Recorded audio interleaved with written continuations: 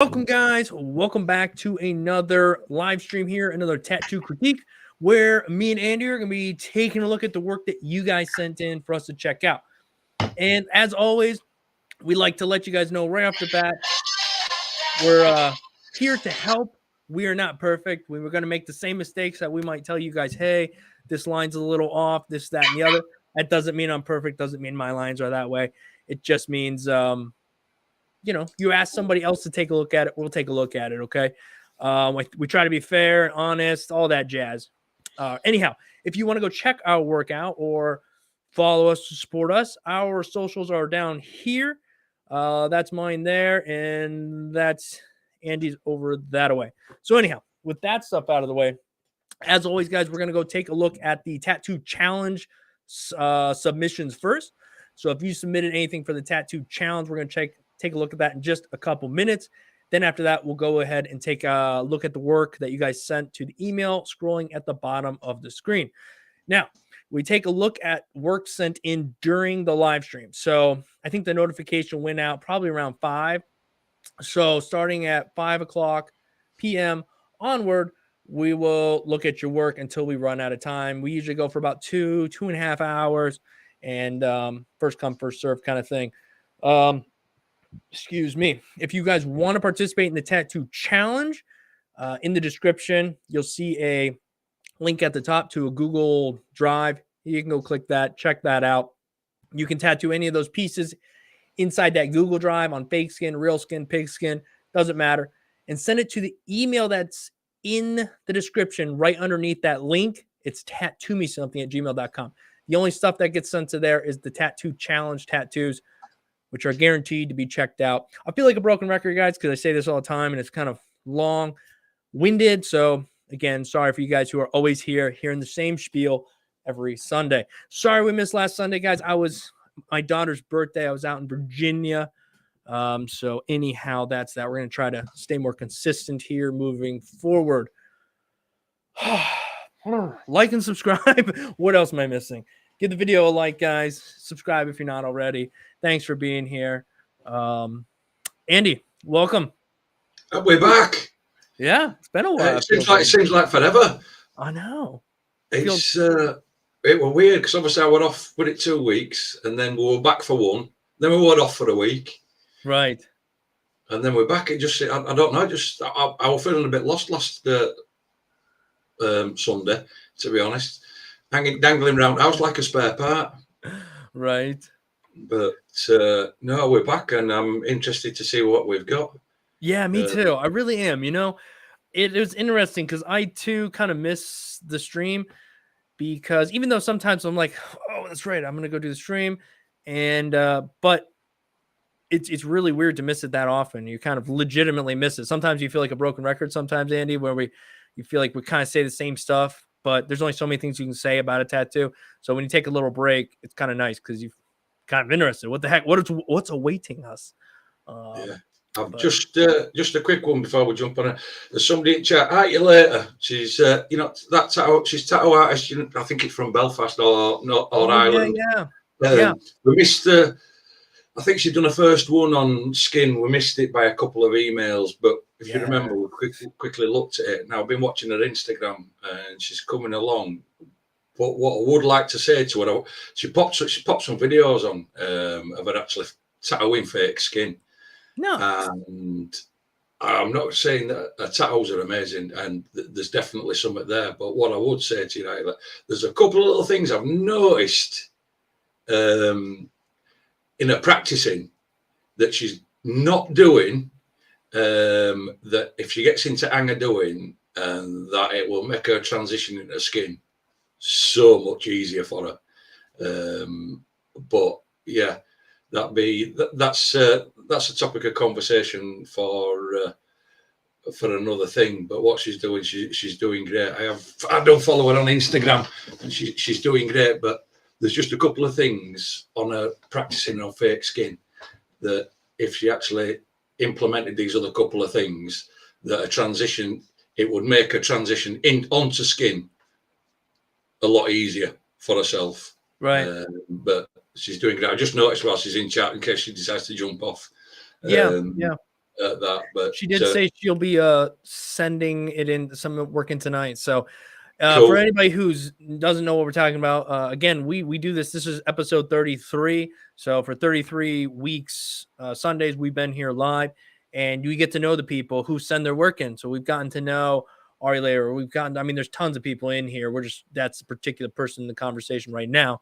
But she's just commented on thing. No problem. At you later. Willing to give you a hand. Reach out on Instagram. Send me a message, and we'll get in touch. And I'll point you out just with a couple of things that you need to practice on, and just if you can adopt while you're doing that, and it'll make your transition to skin so much easier. But reach out on me Insta, and I'll come back to you, and I'll help you through them little few bits. Right on. Okay, guys, before we go, I do just want to say, I know everyone's like, come on, get on with it. Too bad. I'm going to say hi to some people. Hi, Tyler. Let's see. Kawiku, Jimmy, D-Miz, Derma Deep, Andy B. Tank Edwards, Peter, what's up, man? Hello from South Carolina. That's Tank. We got hello from Oregon from Kawika. Hello from, maybe that's Rhode Island, from Mark. Who else? We got Smokes in the house. What's going on, Smoke? Great to have you here, man. Awesome. Always keeping me laughing. Let's see who else we got here. Who else we got? We got Andy. We got Smoke. Boom, boom, boom. If I'm missing somebody, I'm sorry. We got Joey Boy. Who else is here? Tank. Are you later? Okay. Well, anyhow, I wanted to at least say hi to you guys. And I see you over there in chat. And if you guys are watching, you're not in the chat, get in the chat. Get to know everybody. Get to know, we're here every Sunday. Well, for the most part, unless we're doing birthdays and stuff. But anyhow, with that being said, I want to take a quick look at the thumbnail today, guys. What are we thinking? This is on a stomach. So that's this right here. That's the belly button. This is the critter who is on this poor soul's body. So anyhow, guys, what we are trying to do here is avoid situations like this. We don't want this to happen, okay? We don't want this. We would prefer that this goes on fake skin, right? That's where it belongs. It shouldn't be here. I mean, look at this nose. Look at this nose, all right? That is what someone's rolling around with that on them. Okay, it's not cool. So anyhow, with that out of the way, let's jump into this, guys. We're going to take a look at, let's see, this is to the people who sent in work for the tattoo challenge. Okay, we got the right one.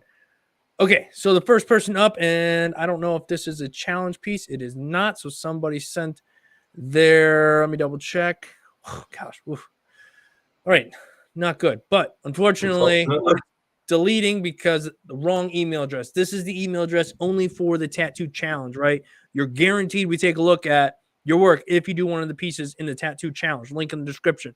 If you just want to send anything in, then you send that to the email scrolling at the bottom of the screen, and we will look at those when we are live. Live only, first come, first serve. All right, next up. Same thing. I would love to look at these pieces, man. You just send them to the wrong email address, and we can't give in. All right, what do we got here? All right, so here we go. We got some tattoo challenges here. This is from Jonathan Coots. He said, pretty much my first time tattooing fake skin, and I must say it's a whole different beast. LOL. I decided to finish this up in color, but wish I had finished with black and gray because it seems like when I was adding color, it was mudding some of my lines. Let me know what you guys think. Kentucky Boy, 9-round shader, 7-round shader, 3-round liner, 11 curve mag. All right. Well, from here, I have to say, yeah, man, this is pretty sweet looking just the way it is. Let's zoom in. Oh, yeah. Yeah. This looks awesome, man.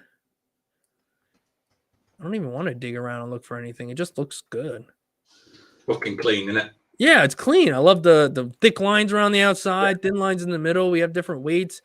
It carries black wrapping. It's taking his time, paying attention.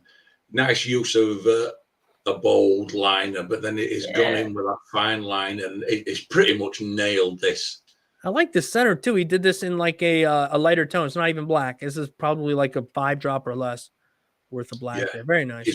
He's pretty much nailed that. Oh, this is interesting. Yes. He was not a big fan of the color work. I think like it.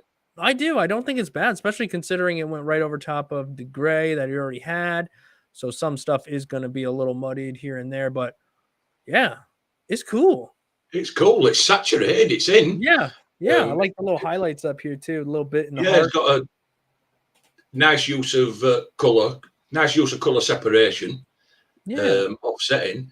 It's, I mean, to be fair, this is neat. I mean, somebody be chuffed to be wearing it. Yeah, for sure. I think it looks good. And yeah, it definitely looks like he's got the hang of what he is doing because it looks good. Jonathan, right on, man. I think you used the right liners. It just looks good. Just looks good. All right, last one on the tattoo challenge. This was short. All right, Kawiki, you're in the chat, and I'm probably torching your name, but you know the drill. First off, thank you for doing what you do. Love the channel, and it helped me more and more daily.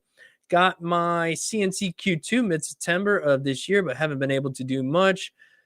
Practice except for about 2 hours Tuesday, Thursday, and Saturdays. Anything you and Andy in the chat have to say, give it to me straight. One can not fix or improve without informed, blah, blah, blah, blah, blah, blah, blah. Okay, let's take a look. Hey, not too bad. Let's see. Let's get a little bit closer here. Oh, you're using True Skin. This is True Skin fake skin. I can tell by like the pores in it. How'd you like that? How did you like this fake skin? I didn't mind it. I quite liked it, actually. I like the shading on this. I like the dark. And then how we have, this looks nice right through here. The sleeves look good. I mean, I'm sure you could smooth it out a little bit more, but hey, I mean, looks good to me. I like the eyes. I wish this was in the light bits here in the ear and the face a little smoother, but I'm just judging because it looks good. So those are just things you could do maybe a little bit better. The lining, in my opinion, is pretty good. Oh, where'd Andy go? Oh, Andy, sorry, man. It dropped me out. I didn't know what happened there. Yeah, I don't know. 1 minute I was there, next minute I just heard somebody clapping and off I went. Oh shoot! Well, I ain't doing that no more. Would it you that clapping sound? Yeah.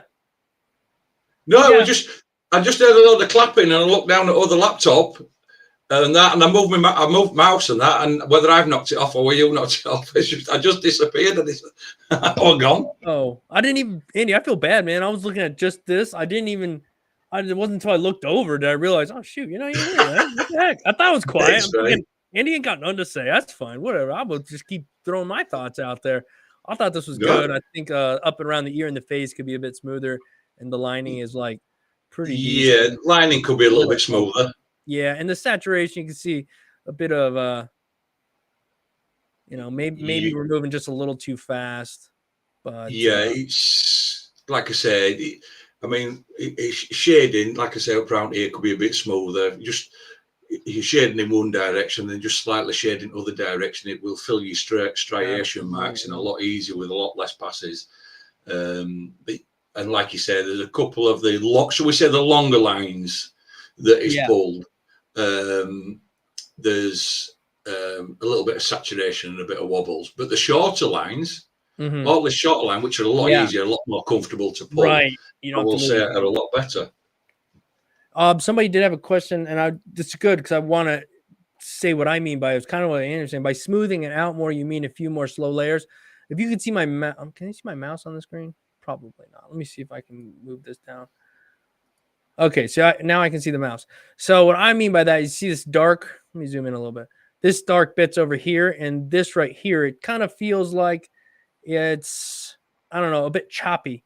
So what I would do is take this dark and slowly brush it right here. I don't need it way up here, but maybe a little bit here, and then go to that lighter tone, whatever they're using here, and slow back and forth. A little bit of pendulum right here, and then maybe go real to your lighter tone here, and then just pendulum. This says, you can see that it feels choppy. It doesn't feel like it's all together. And what Andy said was a really good point too, is change the direction of your machine. So if you're going like this and you want to fill it, maybe come from here and go this way, and that'll kind of fill that space out a little bit more.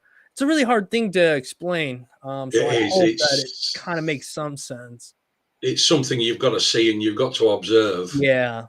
And you know yourself, Dave. I mean, it's a trial and error thing with to find out which way works best for you. 100%. Smoothing your work out, and that. And sometimes you go in with your darker layer, and if you're going with your darker tone, go in with a lighter tone then, but then brush back into your darker tone, and it will fill them areas in and smooth it out. Yeah, exactly. And then like kind of down here, I don't see a whole lot of choppiness. I see relatively smooth, and when it blends out a little bit here. This right here a little bit, but it almost gives me a feel of texture. Maybe that's what you're going for. Who knows? So, but up here, this is just where, like we said, a little bit smoother. What else? I think I said another one. But overall, it's good. Oh, this is nice. Yeah, that's not bad. The lining looks pretty good.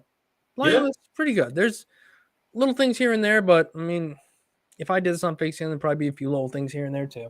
Overall, I'd say it's pretty decent. Overall, putting your lines out there like that, on the first glance or first look at it, everything seems to be nice and crisp.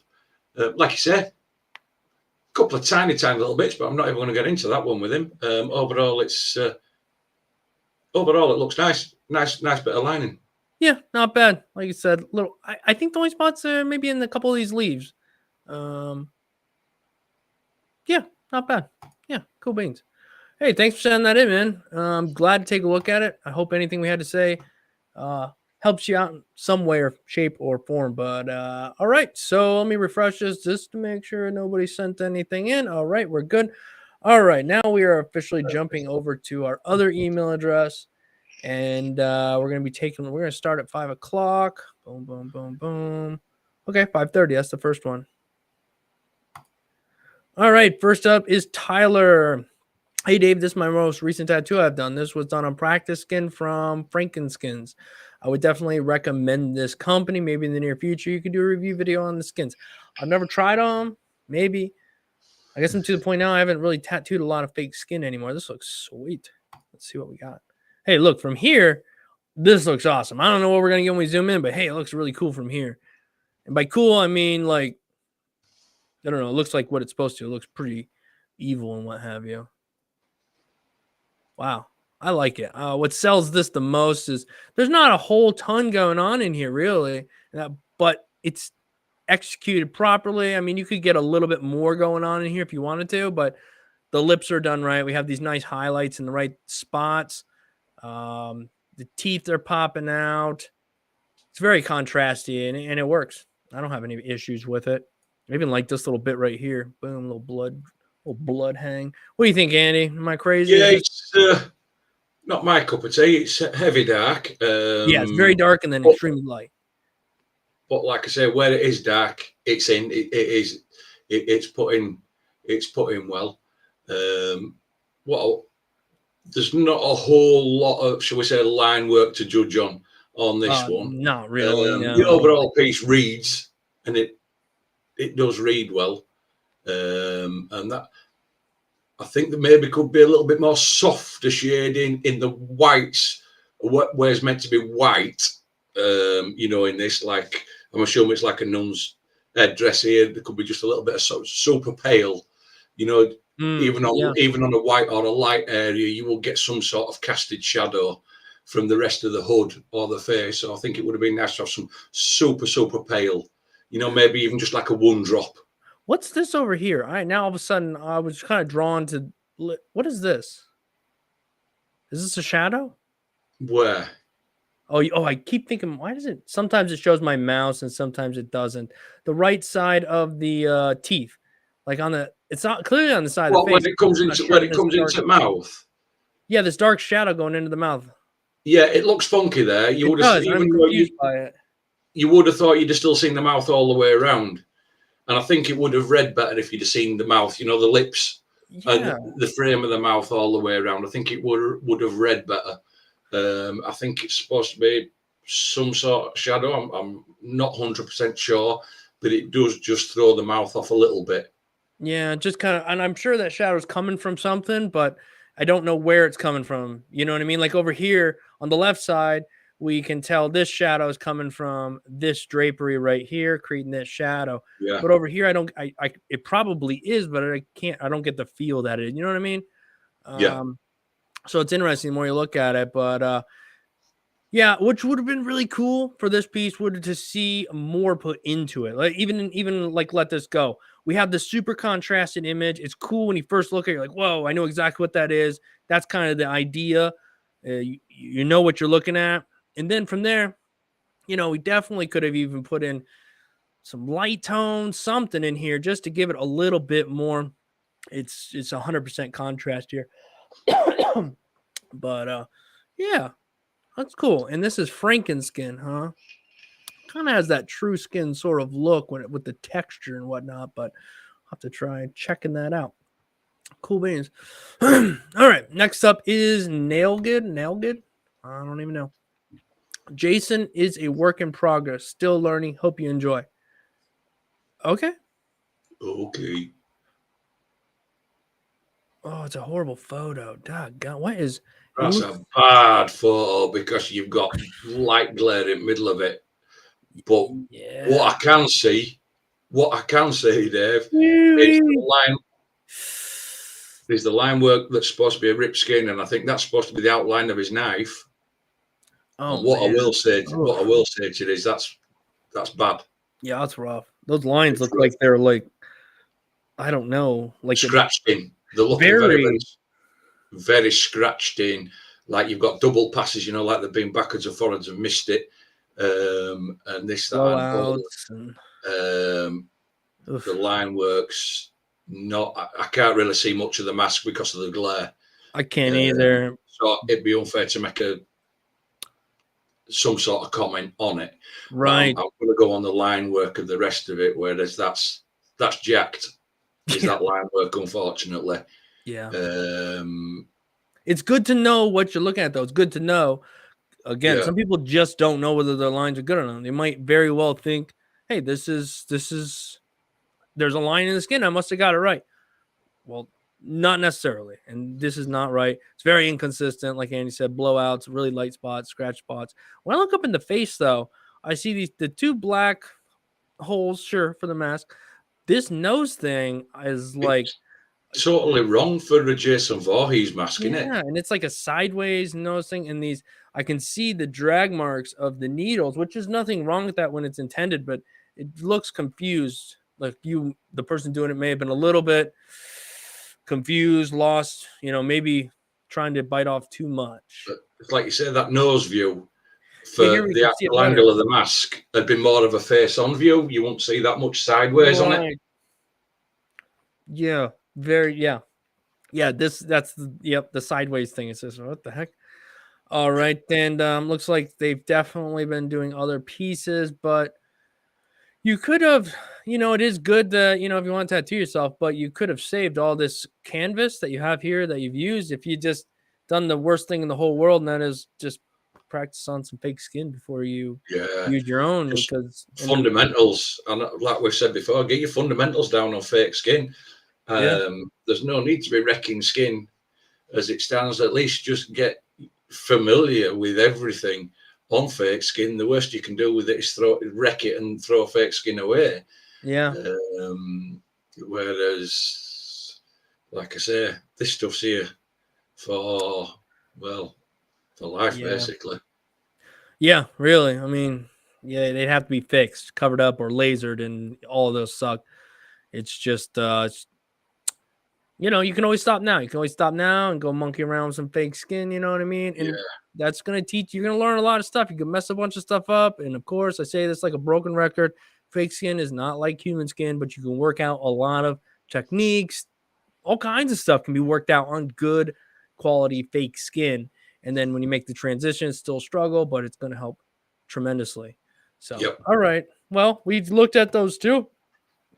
And Jason, I hope that I don't know. I wish the back for you. Hey man, I've been tattooing for about 6 months. The wings are 4 weeks healed. The autumn tattoo was just done. The wings are okay. Would love to honest opinion. Thanks. Okay. All right. Well, you only sent one. So the wings are 4 weeks healed in the autumn. Tattoo. Okay, I see. All right. Let's take a look at the wings first. Why not? And Ooh, yeah, they're popping up pretty heavy here. blowouts are Heavy popping out blowouts well. here. Dude, blowouts. This is all blown out. Blow. It's all blown out, is that line. Then you've got Ugh. all that right wing down left hand side. There's Yeah. blowouts at top. You're in way too deep. You can see that. You can just see it round lines, can't you? There, you see that blue haze, and that's 4 weeks in, so that's not going to heal out no further. No, in that. That's it. That's what they can do with that though. They can go back in with black and just shade off edge of them. Absolutely. And they kind of already did that a little bit, which hides some of it. But if up over here with this dimple shading goes out, yeah, they've kind of shaded off that a little bit. They could do more with it. And look, funny enough, we're not zoomed. If I zoom out a little bit, it's still quite visible. Maybe to just your general person, they're going to be like, huh, those look like wings. Cool, man. But, you know, the wing on the right, when you zoom out, the wing on the right, when you zoom out, it actually looks like it's been, the blowout on that side is far worse than the left one. To the point, it actually looks like it's been shaded out. But when you zoom into that wing, you can see it's a blowout. Right. You can see that shading line is actually a blowout. The left, what I will say is the left wing is better than the right wing. Yes. But my problem with the left is the lack there of nothing. Well, hold on, let me double check. Yeah, things don't like touching exactly right. Like it's not quite as crisp. But I guess what I'm looking for is something between the two, you know? So maybe that's why I'm looking left going, yeah, that's better. But some stuff's better over here, but it's not. So yeah, okay. It's funny how the longer you look at stuff, technically I should probably look at something for like 5 minutes before I give an opinion, but I just start off, speak, and then change my opinion as I go. That's just bending my eyes. Is that? It is. This is better. I will say this is an improvement. I think I can say, Andy, the lines like in here are better. Yeah. But explain. I'll be honest, Dave. I ain't got my glasses on, mate, and it's playing tricks. It's playing tricks with my eyes. You're done looking at it. Okay, I will speak for Andy. This one is better. You let it know, mate. It's crisper. Like that's what happens when. That's why I don't watch scary movies, man. This is me the whole time. I can't. Or gross stuff or spiders. Ooh. No. Okay. This is an improvement, man. The black is saturated decent. This is a bit larger. Overall, I think you've improved from there to there. And hopefully you did a little practicing on some fake skin in between there because there is an improvement. So keep at it. Don't quit. Learn from this one. Hopefully you did here. And we'll see you in the next submission. Okay, here's another one. Is this the same thing? Okay. Hey, Zach, you sent it to the wrong email. Oh, it's slightly different. Oh, we got a flower. Slightly different, but it's actually taken from the challenge, isn't it? Yeah, this is from the challenge, and this is from. They're both from the challenge. That's cool. That's cool. I think I think this looks pretty decent, especially just looking at it from here. I like the thickness in the lines too. It's real bold. Yeah, it's gonna a wise choice by keeping a bold liner rather than a fine liner. Right, especially when he's dealing with these little smaller diamonds. This one's pretty decent. There's a little wobble here, but as a whole. But if you look at the diamond, there's a little wobble on them. Right. The lines are pretty much, especially on the thinner ones, are pretty much even consistency all the way down them. They're pretty much even saturation. And if you look at them, the lines are parallel. The top two angles and the other two angles are parallel. You haven't got a wonky, wonky diamond. Yeah, you want a wonky diamonds. He's managed to keep his points on his claws. He's not rounded them off like we'd seen. He actually seems to have, on this, he seems to have struggled a bit with the, shall we say, the fatter line on the bolder diamond, because that just got a bit of a bit of a wiggle on, and a bit of, shall we say, consistency of thickness going on on that. But overall, it's saturated. The lines are saturated. He's now in the process of he's just got to keep looking with his own eyes, taking a look back, take a photograph of it. That way, look at it and you'll see it. And then think, there's this little bit. always stand back and look at a tattoo and you think, well, actually, that's good enough for me to put on my own skin or put on my wife's skin without getting divorced. You know what I mean? And if you can say yes, then all well and good. If you can't say yes, then you need to start looking at areas that you need to just tweak. Right. Let's take a look at the flower. Not bad. I want the one thing that's bugging me, and I'm sure you see it, is there might be another thing, but I wish all these lines were touching so we knew where they go. I mean, maybe because I don't know. They should finish, especially if they're just lines. I understand if you were to shade this, maybe you wouldn't see this coming down because it's all dark here and it's shading out, but there's no shading in this. Make sure you know what you're tattooing. You're not just following lines. Make sure you know this line's connecting to here and why it's connecting to there and whatnot. Because if you just get to following lines, sometimes you can still make mistakes. It's a weird thing. You still got to use a little bit of artistic license even when you're following your stencil. Right. Sometimes you think, oh, I'll just add an extra flick in there, or I'll just bring that point out a little bit further or flow it a little bit more. It's going to look so much better on skin. And that's all part and parcel of it. I understand what he's saying. Some of the lines are a bit not in there and there's a lot not touching. Right. And I don't know what it is with the stem stalk. Yeah. I don't know what it is with it. It just looks too wiggly wobbly going up it for this type of flower. For this type of flower, and I know we get on about organics, and organics are easy to do, but with this type of stem, it is quite flowing. And it does look a little unintentionally wiggly, but I mean, if you did this on skin and everything was good and that was a little wiggly, well, you could sell it as, oh well, it's stem. I guess it's a little wiggly. Okay. But I would say that is on this. I would say that the stitch is far better than the flower. Yeah, I think so. Agreed. Somebody was saying maybe lost his stencil. Well, hey, treat it like unfortunately you've got a deal. Yeah. Then take it as a learning thing. Okay, what are you gonna do now? You bust out a little Sharpie and you start artistically looking at your reference and putting the lines in, and start with, like you said, you know yourself. You lost a bit of stencil, go in with a yellow or a orange Sharpie, then get there, and if it is, then go over it with a blue one, or a green one or a red one, to fine tune that line. You got to draw it in. That's why it always makes me laugh when people go, "Do I need to be able to draw to be a tattoo artist?" Well, you need to build. Let's not get into that one. Let's not get into that subject. Yeah, exactly. Well, yes. Yeah, definitely helps. For the tattoo critiques, Peter, I can already tell looking at the top of this. So this is gonna this is gonna be interesting. Is this one? Yeah. He said, "Hey Dave, here's a few of my last works. Would love to hear from you." All right, man. I think you're gonna hear good stuff. Oh, yeah! Wow! I like it. I like how much light is coming from it because of how much dark is in it, and it just. This is rich. I like it. I like that. Such a nice piece. And just that look, the little character here, he looks, because of just the nicely put in dark black in some spots and a little bit of white, and he looks like he's in the rain. He looks like a rain jacket. Yeah, can you see how it's? Shall we say? It's not the character at the bottom. The little boy at the bottom is not perfectly outlined. He's not perfectly formed, but he is perfectly formed with the black and the highlights and the glow, how it's all been put together. And that it's fantastic. And that little bit of red that's brought in, the balloon's got the shape, the highlights, the really, you know what I mean? Oh yeah.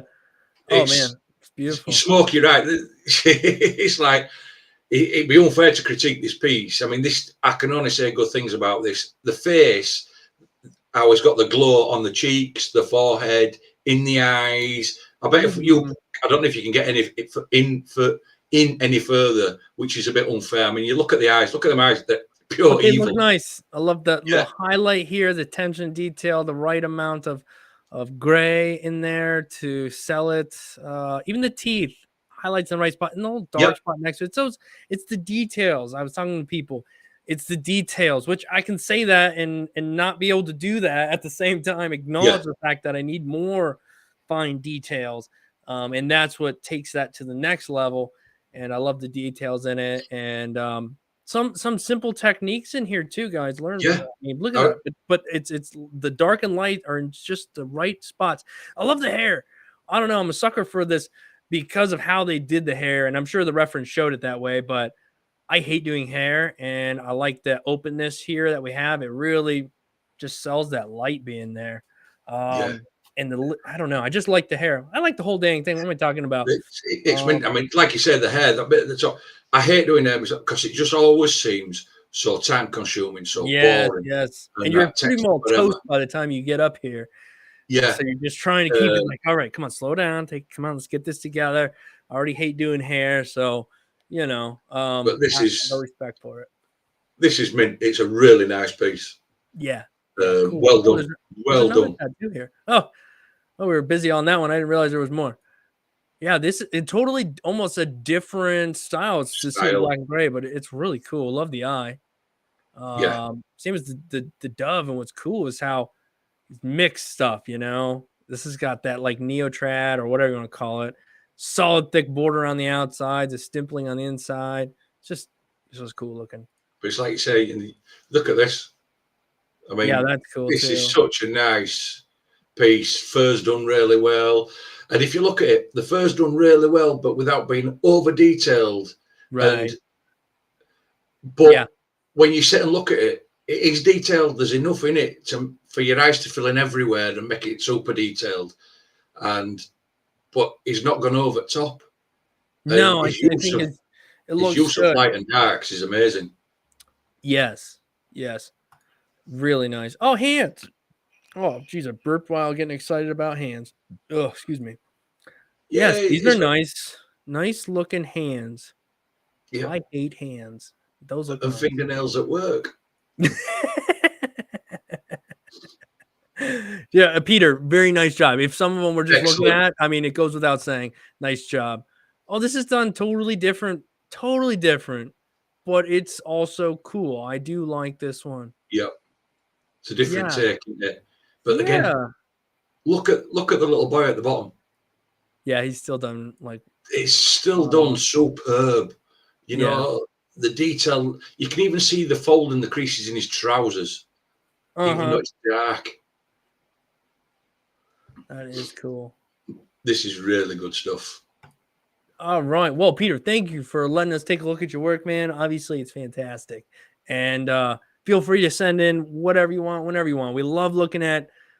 It's always really nice when there's nothing to critique, because then we can just enjoy and look at it, sit back and enjoy it. Absolutely. Yeah, nice job, man. All right. Well, it's a hard one to follow here, Tank. So we will.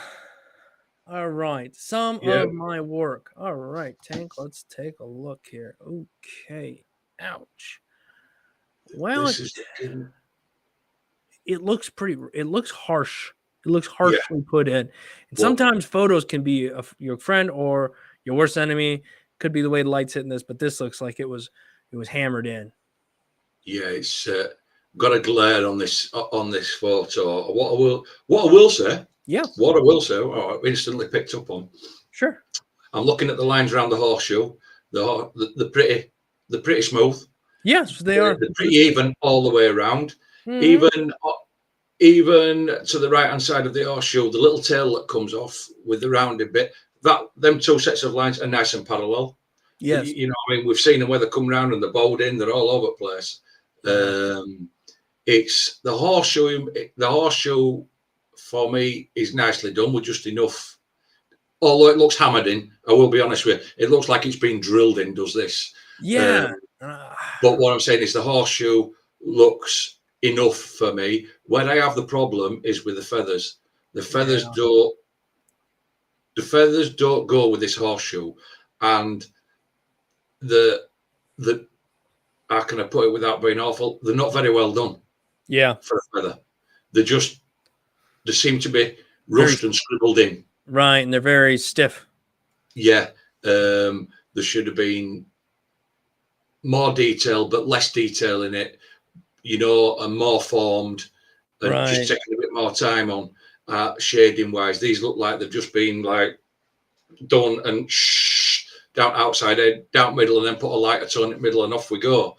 The feathers to me are not in the same caliber as the horseshoe, and they don't go together. The feathers just seem rushed. Yeah, I feel like you could have spent. There might not be enough practicing going on prior to this because there's definitely a lot of hesitation in these lines. A bunch of, we're trying different things in the spot, in the moment. Interesting. Okay, so we have a bit more going on here. Yeah, we've got some Similar we've stuff got going some on. hesitation and, shall we say, confidence issues in some of these lines. Definitely, yeah, they're very. They'll be like that with their hand. Am I in too deep? Am I out? Oh, it's like it's in, it's not in. It's shall I pull it? Shall I pull it? That's what it's screaming. Is some of these lines to me, Right. What can as we if say? nerves have been in overdrive. Black's in there.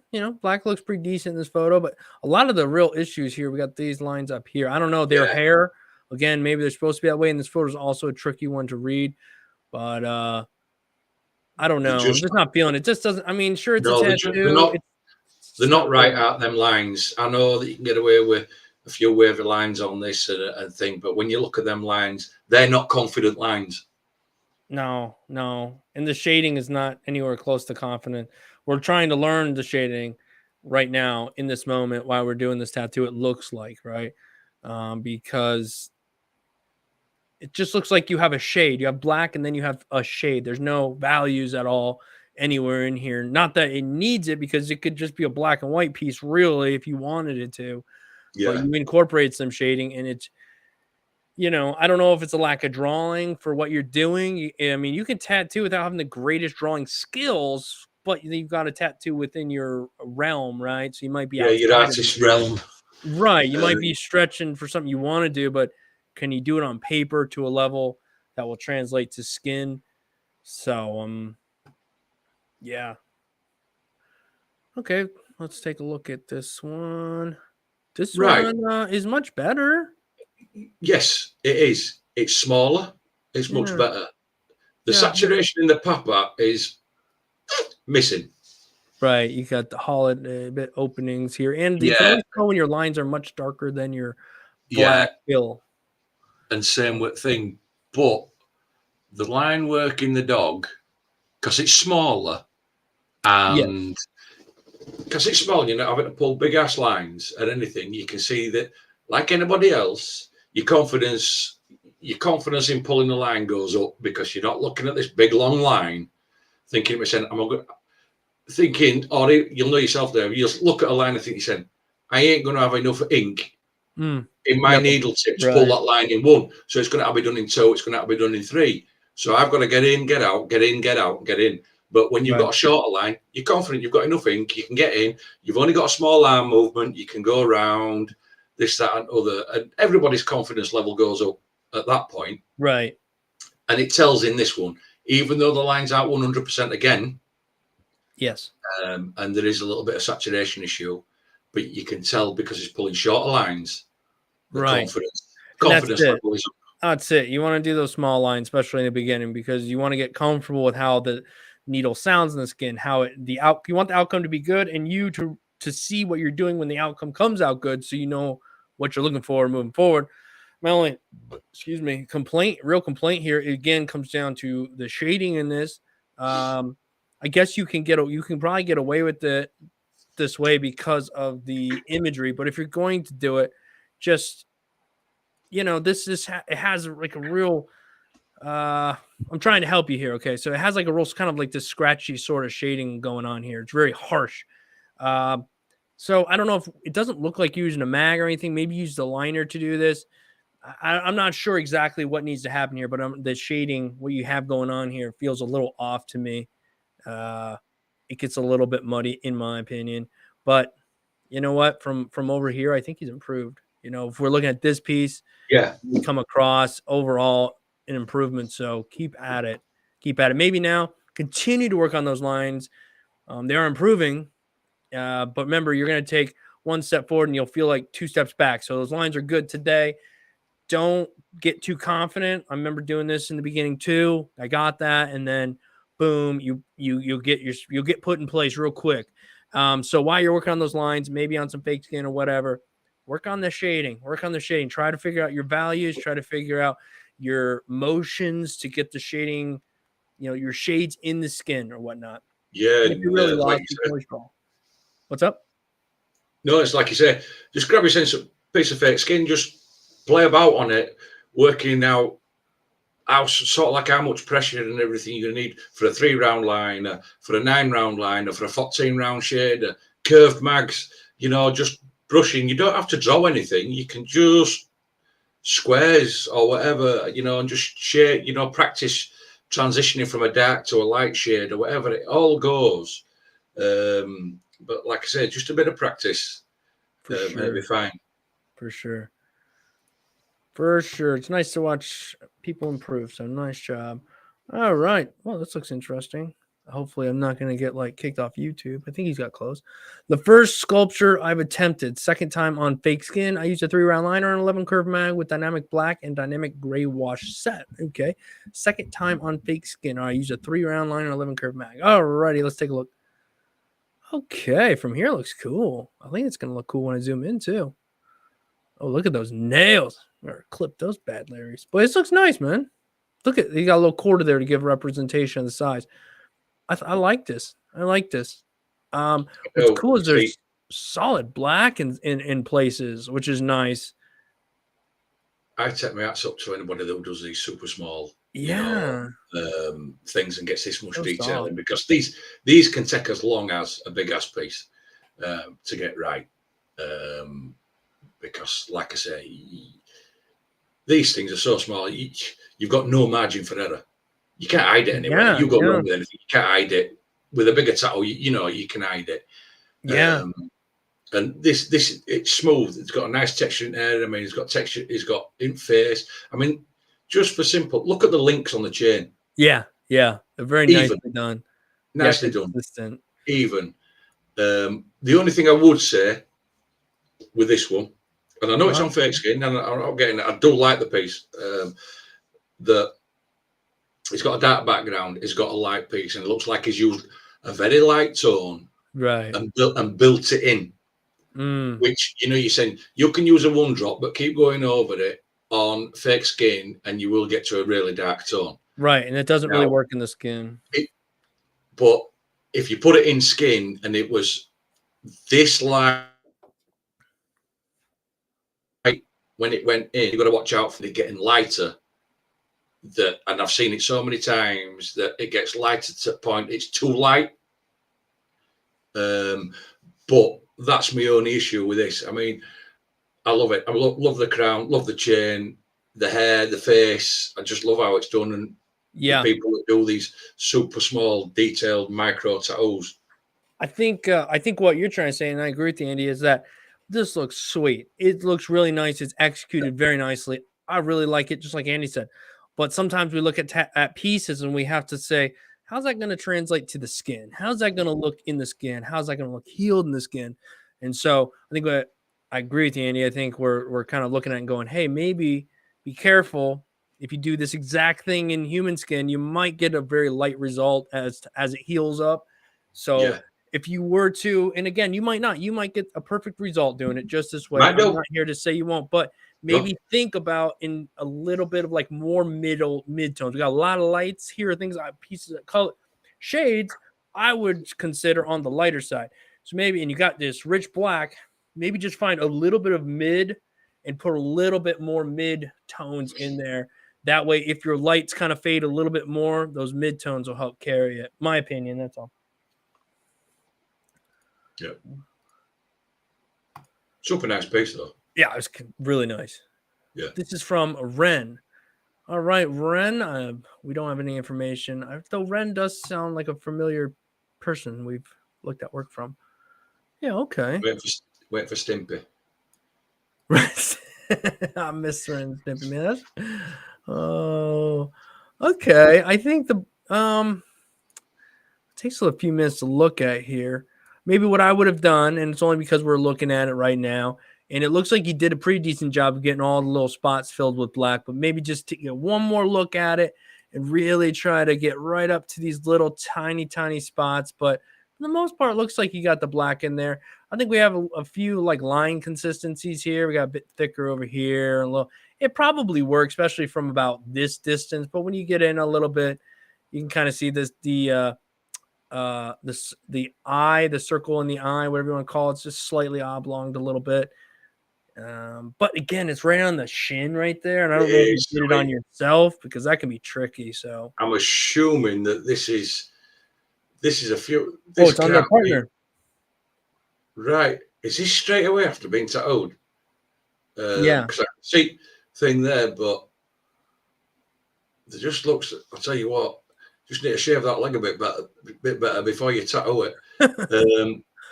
But I'm just looking at the knife curving across the shin. The top part of the knife, that looks. You've seen the red edge. Yeah. At the very top of it, that looks super sawed as if it's been well over drilled. You know, and cut. Instead of putting, that looks like it's been cut through. Does that? And that top of that chin is like it's easy to cut through it too, Andy.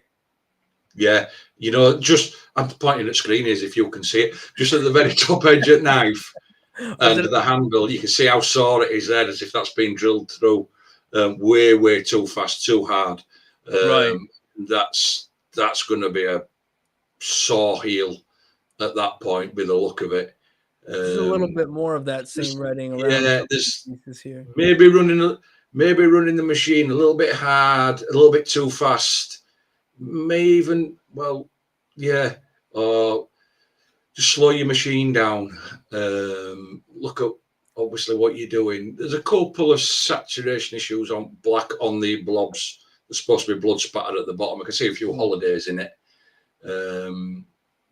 Packing black takes time. It takes time. But it's all a matter of taking time and getting it done. It's not an over complex design. They've kept it simple. 3 bits, kept it simple. It is so Ren. It is so today. Thank you. I'm not surprised. Get some cream on it, Jesus. And if it's really so, bag of frozen peas. Just make sure you put it in a towel first and get it down. It's been over drilled in areas as that. Yeah, it has. But it's part of the learning process, Dave. You know what you think? We've all at start, we've all run his machine too fast, runners and too slow, runners needling too deep, running not in deep enough. There's some things that have to be. We try to curve the learning experience by using synthetic products, but no matter what, there will be a learning curve, and there's some things that you can try to explain to your heart's content, but it has to experience some of it. And it's a matter of how quickly you learn from your mistakes. Yeah. And like we said before, these are your best learning tools. Yep. Yeah. I mean, there's so much out there on the internet.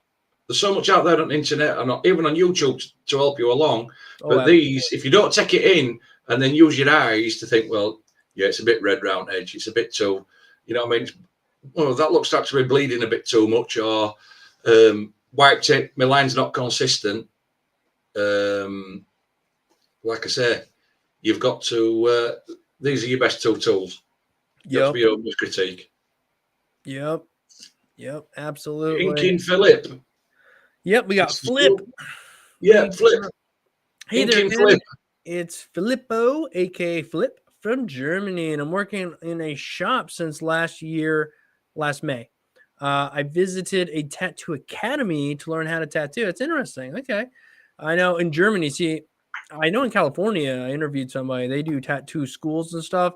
Then after you finish the school, you can go and try to get like an apprenticeship at a shop, because they usually don't hire you right in as an artist after you go to a tattoo school, but they will hire you in as like an apprentice or something like that. So I don't know what it's like in Germany, but that's some place around here. Most are apprenticeships only. There's no schools and stuff. Whew. I like this, man. Nice. It's nice, is this? Love how thick these lines on the inside are. Like some of these, like very, very illustrative. But look at his stipple shading. It's nice variation in stipple shading, and like the control where it's formed out and it's got the shades using, you know, stipple shading. This is slick. Yeah, it's very nice. It's very nice. I like how smooth.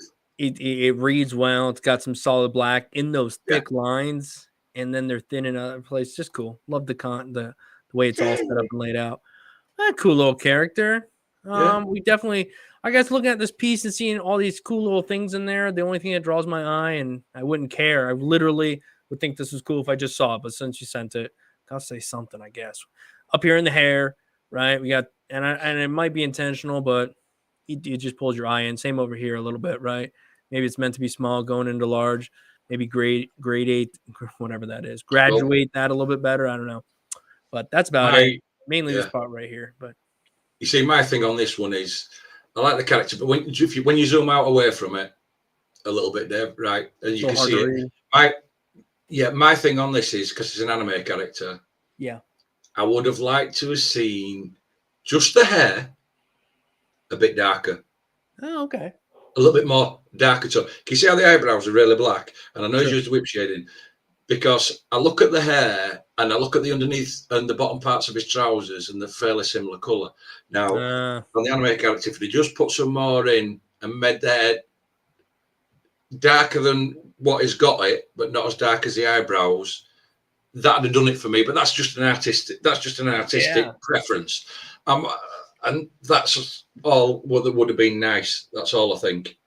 Yeah, it is tricky sometimes when you're looking at stuff and you're like, oh, I would do it that way. And then you're like, yeah, I think it's just some stuff subjective. Because to me, I'm with you too, but I almost wish there was a little bit more dark behind this hand over here. So it would push that hand forward a bit more because it gets just a little visually squinty over here. It's like, what is going on? You know, but again, that's nitpicking because overall, it's a cool little piece. Actually, I don't even think it's that little either. Oh, that's cool. That's cool. I like this. That's cool. This is slick. Right. Them hands are nice. Solid lines. Nice bold hands. Bold lines. Crisp. Blacks in with a nice use of whip shading and stipple shading. It's not overly complex. No. It's not overly detailed, but there's enough detail in there that this looks really clean. Yep, that's it. And it's super well done. And the use of lines and the difference in line weights and everything. And you look at his circles. Look at his circles for his beads and that. They're pretty much as good as you're going to get them. Yes, yeah. I mean, again, no one's perfect in circles. Nobody's perfect. They're as good as you're going to get them. Yeah, to the naked eye, just looking at those, it's like, yeah, those look pretty consistent, which is a hard thing to do. Nice job. Yeah. Fingernails, check. They look decent there. Realistic-ish. Yep, just cool. Yeah. Same again. More of the same. Definitely have a style you like to do things in, and I dig it. I like it. Yeah, he likes anime and is liking his stipple shading. Right. And I've seen people do anime, and there's a few people that I see regularly post anime and whatnot, and it's cool. But what I like about this anime is the bold lines. A lot of those, they don't have as bold lines. They're delicate, just like the stippling is. But in this one, the bold line to me just gives the black, the darkness that I think that a light open tattoo like this needs. So cool, man. And what I like about this work is, to be honest, I mean, you could have left it on other one, Dave. What I like is because it's pretty much simple. What I like about this work, what I like about Flip's work here is it's clean, it's bold, it's not over complex, but everything's out there, on show, and you can see it, and it's pretty much bulletproof. Is this? I mean, like you said. You can dive into my stuff, dive into your stuff, you dive into anybody's stuff. And pick faults because you're working on skin, you're working with the human canvas. You're not like pulling a line and they decide that they're going to sneeze. That line's jacked.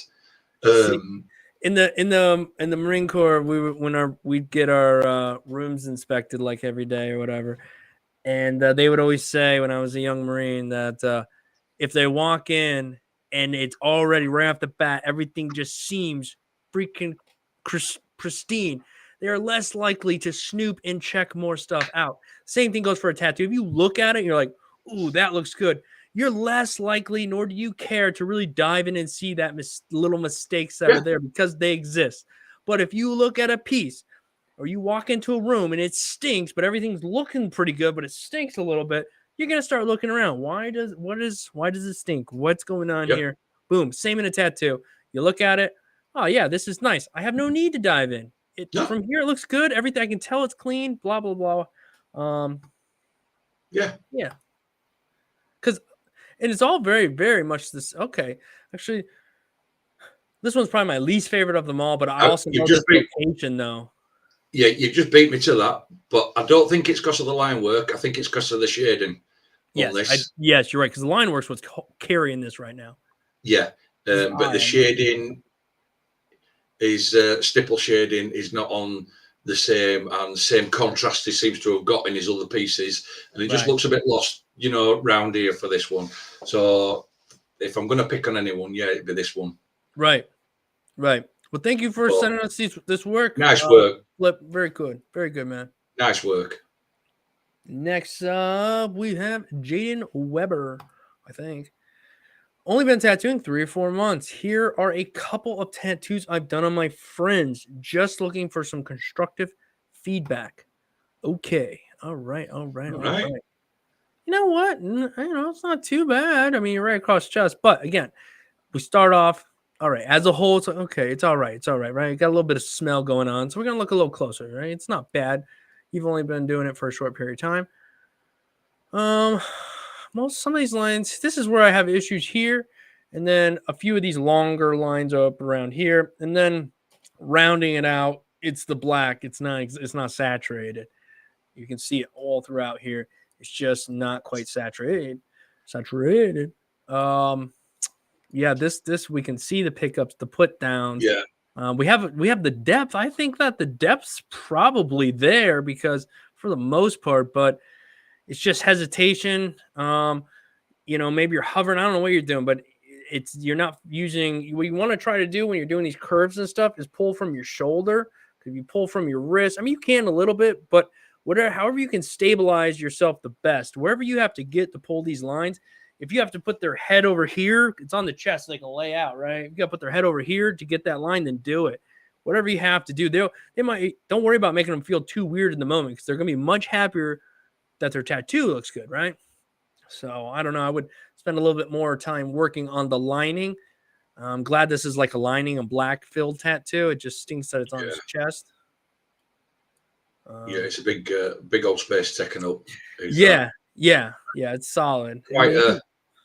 Quite a minimalistic design as well, to go all the way across, chest, when you could have done a similar design that had a lot more to it, that'd be a lot more interesting. Right. And I honestly think this, if you were going to go with this design, I think this design would have probably looked better in colour. But that's my preference. Right. But the pickups and put downs on the lines, the line work is a bit shaky. It's not as smooth as what it could be. Yeah. And the saturation. The chest is a rough. Why would you start on the chest? I don't know. 3 or 4 months. Yeah. It's like, why you take, I mean, just where you've stopped there, if you go to the top of the picture, just you can see blowouts. Yes. And I mean, throughout. But the center here, to me, in my opinion, is just, it's hurting. The more I look at it, the more it's each one of these are meant to be the same. They're not. I don't know if maybe lost your stencil. You got nerves go nuts here. Be careful. Do smaller pieces. You could have just done this thing. I mean, he might not have wanted it, but then again, then he's not the guy for you. There's plenty of people out there that are willing to throw their skin out to let you tattoo whatever you want for free. They don't care if it sucks. I mean, there are people there. So maybe wait. So I don't know. Let's see what else we got. I didn't know there was more. My bad. Okay, yeah. The lining here, I mean, right off the bat, the shading as well. I mean, this just I mean, I can tell that like, hey, darker should be here and this should be lighter. That's good. But the execution is just not there. This looks like very, very scratchy. And same with these lines. They're not saturated all the way in there. It almost looks like a dull Sharpie was used. I know it wasn't. It was a line, a needle, but that's just the effect you're getting because this is not punched in there properly. It's not good. I mean, what I'll say to this person, Jaden, look, yeah, obviously you're trying your best, and 3 to 4 months in, what I will say to you is, you're not doing too bad, but come off skin, get off. Do you know what I mean? Come off skin, get on the false skin, practice on there first. Get to know your machine, get to know your depths, get to know a few different, needle configurations, practice a bit with different curved mags, packing, and shading before you go on, branding people, because that's, as we've said before, basically that's what tattoo is. You're branding people, right? And there's so much stuff to learn, and man, you just I didn't learn from fake skin, to be honest, and I just I wish I had done some people in the beginning better, and not done just some poor tattoos in the beginning, guys. And I wish I'd have been on fake skin.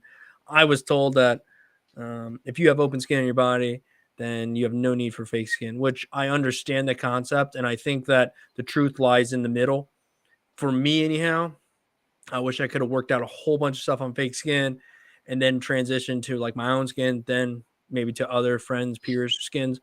But so anyhow, and this is facing the wrong way. Yeah, you just beat me to that one. Yeah, just saw him like, wait a second, that's the front. Yeah, this, you always want faces and things pointing that direction, even if it's on the thigh. Let's go that way. I have this with clients, and clients will come in with a preconceived idea of what they're wanting, and I always tell them, that's face it wrong way. It'll look better this way. It'll be that way. Yeah. I don't want them putting it upside down, and I'll tell them it's upside down. It's this, that, and other, and I always inform them. Yeah. But I will also follow it up with, it is your body. True. It is your skin. If you direct me to put it on that way, I will put it on that way. But please make sure when anybody asks, if they pull you, that it's on the wrong way, that you've wanted it that way, and I just haven't gone and put it on that way. That's it. That's it. Same. I don't like doing tattoos for the people. Right? You know what I mean? Like I want to see it for me. I don't like to. I will usually, if I even think that they're questioning any iota, I'll try to get them to not. But it's theirs. You know what I mean? It's there. You want to? Hey, I don't care. The classic upside down cross, that's fine. There's been other things too. Some really nice things that, it's just like, man, from a tattooing perspective, from you're wearing a perspective, it's like there are like right ways in my mind. But again, like you said, Annie, it's their tattoo. You're paying me to do a service. And if that's truly what you want, and it doesn't make me uncomfortable in some way, shape, or form, then I'll do it. Okay. Oh gosh. Oh no. Oh man, hopefully we're going in the wrong direction. Hopefully this was earlier on. Man, we got some serious blowouts. These lines are just botched, man. I know you're trying, I get it, but you got to realize that it's not working out. Don't quit though. I'm not saying quit. That's just, it's like playing football. You're not catching the ball. Well, maybe you ought to go and practice catching the ball. Don't go out and anyhow, it makes sense. You get what I'm saying. On the good side, and that he's got his dice right way around. No comment. Yes, he does. Yes, he does. Yes, he does, Andy. Always stabbing in the side there. but right on for you. On the bad side, that's only thing, because line works are shaky as hell. It's not in. Yeah, we've got blowouts. Plus, yeah. And like I say, this person needs to dial it off skin, get onto some fake skin, learn your machine, understand your needles, understand your ink, how much pressure it takes, your different configurations. Just understand. People have a mispreconception that, it's tattooing, I'm just going to pick a machine up, I'm only drawing on somebody's skin, in we go, let's do this. But it's not as simple as what it looks. And I've had numerous, shall we say, apprentices that have thought it was easier. It was going to be easier, and have bailed. And they thought that after 3 months, they're going to be drawing Picasso or whatever, or some Rembrandt, and they're still struggling to pull lines in. Right. And just, it takes work. Now, Jeremy says they kind of look unfinished to me. And yeah, it probably does, Jeremy. But I mean, and it could be finished. I would tell this person not to finish it. You know, maybe wait till you've a year from now or whatever, till you've gotten better and you feel confident and go back in. You can fix this up. You can hide the blowouts. You can do all those things. You can finish this tattoo. Don't finish it now. All right. Wait a while if you're going to come back to this, or let this person go to somebody else and have it finished. Just my opinion. But finished or not, what is there is not it's not good, right? Well, And so I we mean, can't. the We dice. don't want to encourage people to continue. To be fair, the dice on the left-hand side is not finished, because if you look where the 4 is and the 2 is, and you look at that line, it would poke out at the other side of the horn where they'd intersect. We're missing right You know, here. yeah, it'd intersect through there. The other side that dice had come up. So it's just silly little things that you see, but it's things like that that after time, you know, yourself, you get to pick up on. So that dice looks, for us want for a better word, that dice looks tapered at that point. Right. Yeah. Way too much, but yeah. Okay. I mean, it is what it is. It is what it is. All right. I just need to grab a quick toilet break. You all right for the next one, Dave? All right, sir. Yeah, but 1 second. Yes, we got. Yeah, I can't pronounce names or most things. Fada. Okay. Hey there. It's. Oh, there we go. Fade. Thank you for putting in parentheses so I could read it properly. From Spain. Fade from Spain. I've been tattooing on and off for about a year now. I love the series. Definitely helped me with my confidence, and was looking for some pointers and corrections and professional criticism from yourself. Much appreciated. I'll give you my 2 cents, just my opinions, guys. Really, this is critique, but it's just opinions. Okay. All right. We had to zoom in a mile, this photo. But even after zooming in quite a ways, this looks pretty decent. I mean, it's really small. Looks like we got a line coming around here. We got a line coming here. A little whoop, a little bit of red on that. Hey, not bad. We look at it from here. Pretty cool little tattoo. All right. I like that you're doing small tattoos. I don't know where you're at in your journey there, but right now that looks pretty decent. Aha. Now we got this feather. Lining looks pretty good around the outside. And I really love the colors inside. This rainbow is killer. It's got a little bit of blend, but I kind of like that little bit of blend right into the next color. A little bit of blend right in the next color. Yeah, really nice job. Saturation looks good. It's up to you whether you want to blend it a bit more, you know, red to orange, orange to yellow, make this nice smooth. You chose not to. You chose this route. I think it's just subjective. Overall, really nice. Slammed it. Heck yeah. And Fade from Spain. Thank you for your support. Thanks for watching the channel. Thanks for sending your work in. I like that you're not doing huge, crazy pieces, smaller pieces. They look good. Good job. All right. Looks like stick and poke a bit. All right. Let's go on to Anonymous. Here are a few recents. I know, but it's pigskin at least. Oink, oink. Huh? Okay. Pigskin. This looks like human skin right here, so let's see what we got. That's not pigskin. This is more. What the heck's going on? Few recents. I know, but it's pigskin at least. Where's pigskin? This is pigskin? Maybe it is. I don't know. It looks. Yeah, maybe. That's hair on that. I'm so lost right now. I don't even know. You're saying it's pigskin. Maybe it is. I don't know. It looks like a body part to me, but whatever. So let's take a look at the lines here. And I think that's right off the bat where we start to have issues here. We picked a piece that has a lot of curves, lines, and overall it just feels a little lacking, right? I don't think the lines are horrible. They're just not crisp. You can see where they've been gone over a few times. You can see where they're kind of hit real hard, and then the hand lightens up and the hand goes back in. Those hand consistency things, those are some of the hardest things, in my opinion, to figure out. It's like trying to figure out your shades, your black and gray shades, trying to get confident with them and know what to use when. That's a hurdle, in my opinion. Figuring out your voltage, the hand speed, to where you like to be at, to your depth of needles and what you're listening for and vibrations. That's a whole nother thing you got to figure out. So I think you're on that road right now. If this is pigskin, then good. You're going down the right road. Don't get too far ahead. We got a little bit of shading going on here. keep it light with the shading. Keep it simple. I would hone in on those lines so far. Okay, so here we go.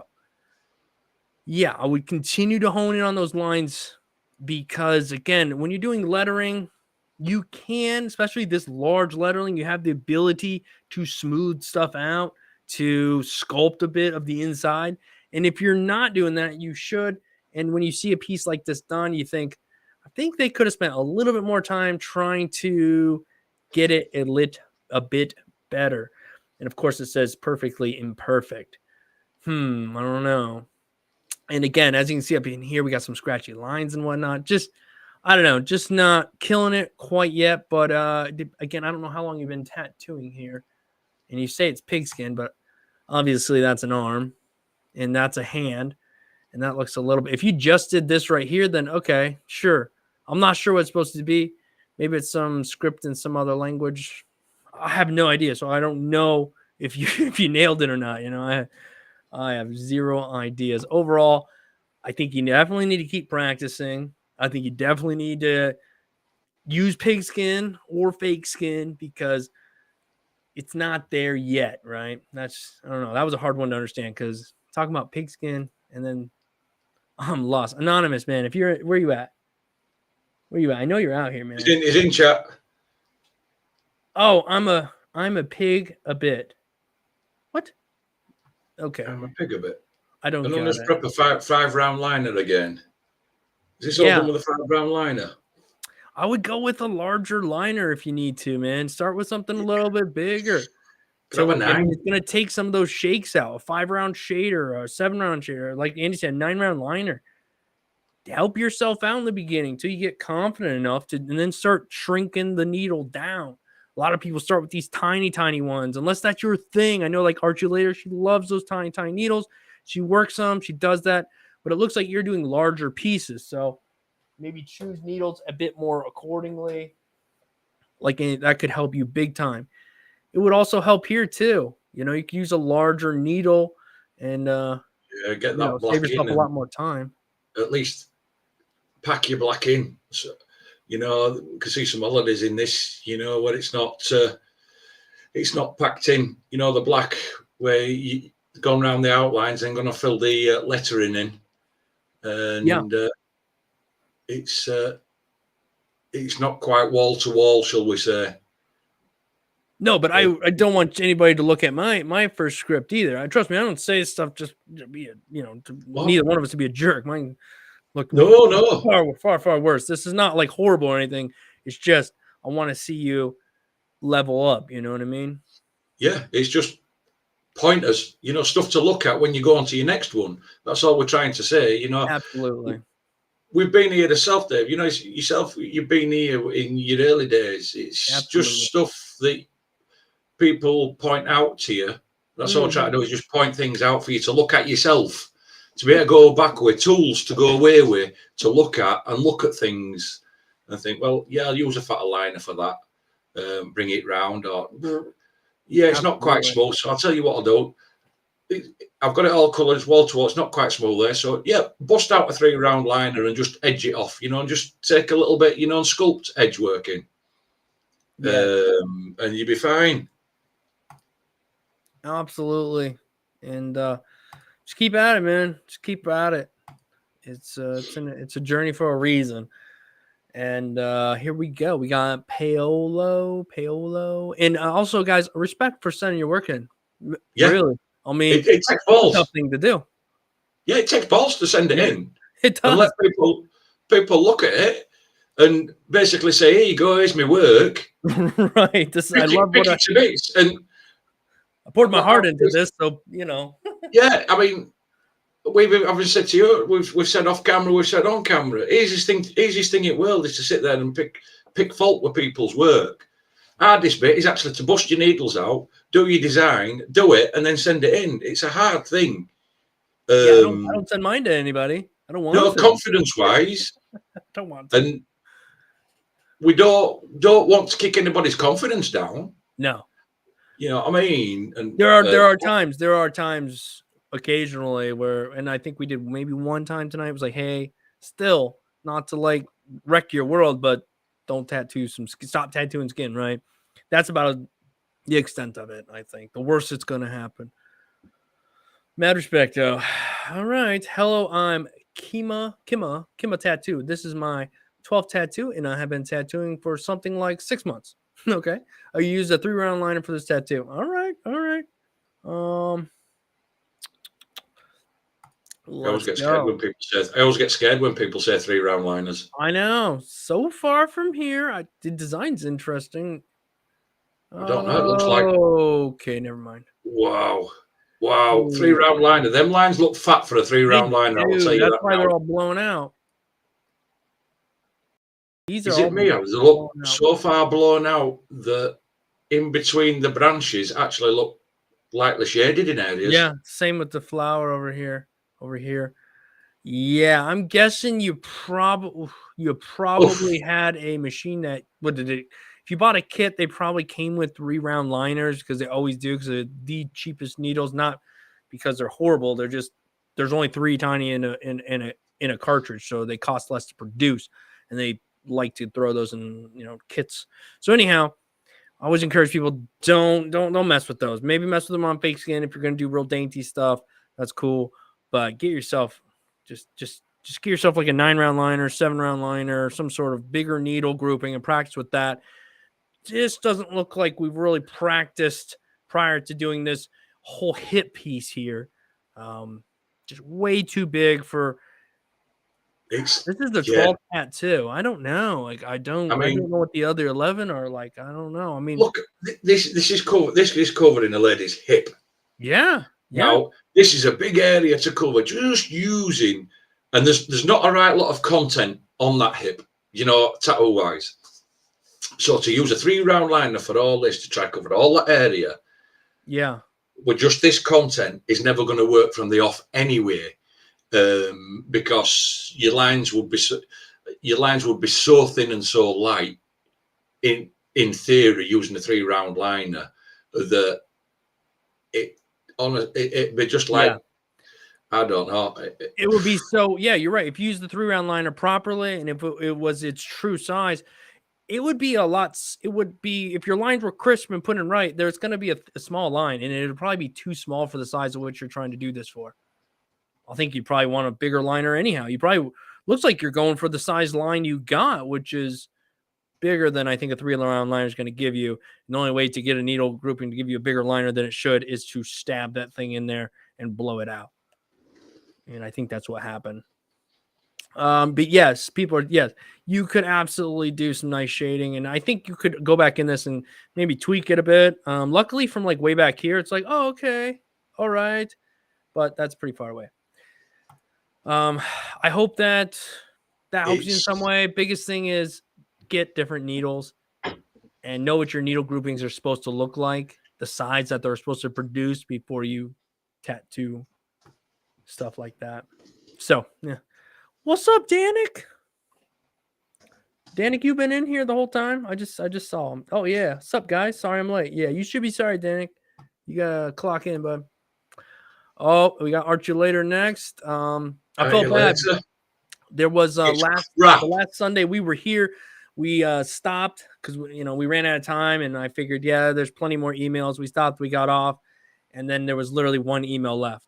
And it was from Archie later. I was like, oh man, I should have zoomed up. If we don't know, we don't know there were only one left. Yeah, we could have stayed for another 5 minutes and checked the last email, so we knew we got everybody. But we did check your workout after the fact. Well, and what I'll say before you open it, Dave. Sure. We'll just tell her it's crap. You know what I mean? We'll just tell her the work's rubbish. You know what I mean? That's it. That is it, Danik.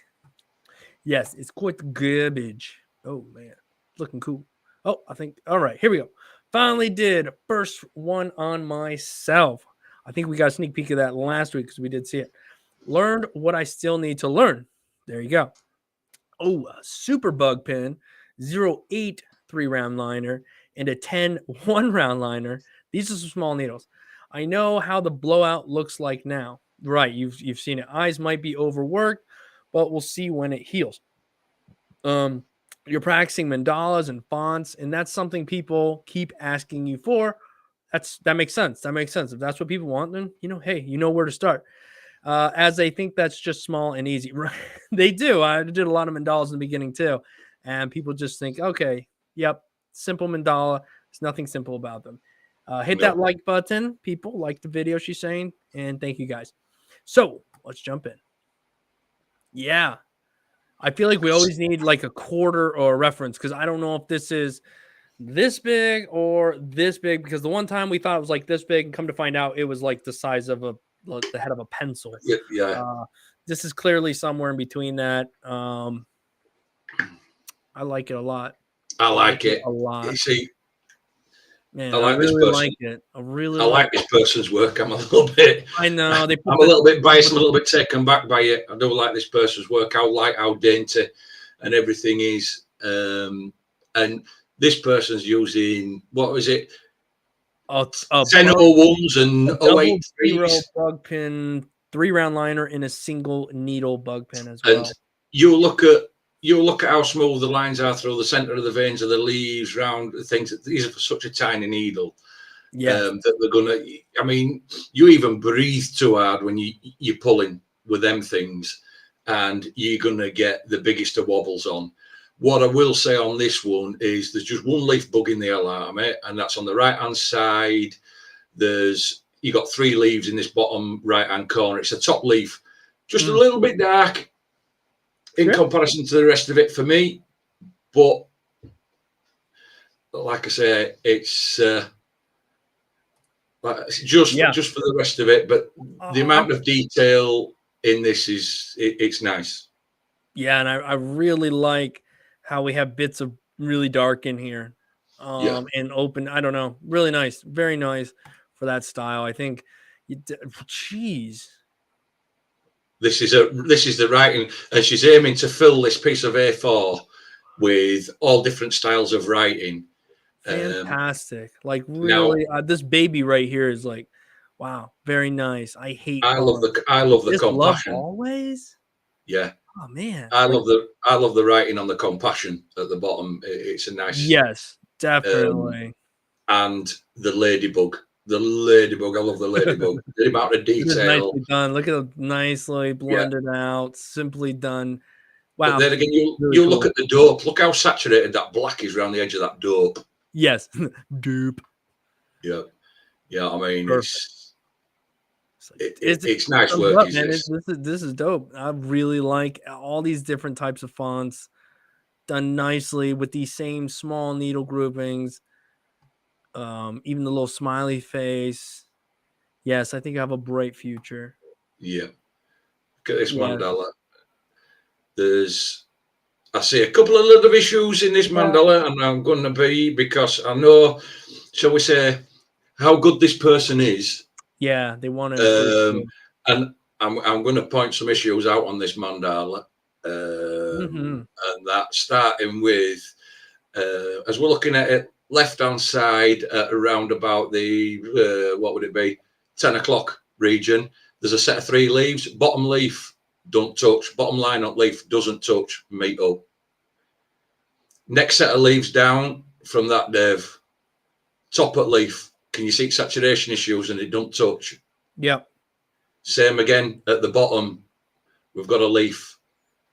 Doesn't touch. There's a couple of saturation issues as well in, the thick black work. Where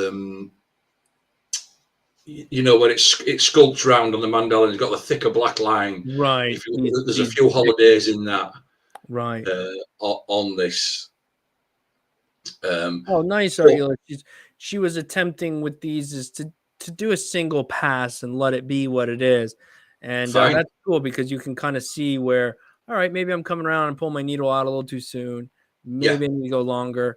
Yeah, good practice. Good practice. Good practice. But that's the time. Like I said, it's still good work. Don't get me wrong. It's still good work. The thing, and I don't know whether it's my screen. If you zoom in towards the top, just at about the 11 o'clock, can you see that thick black line on the left-hand side where it goes round, and it's got the black umping?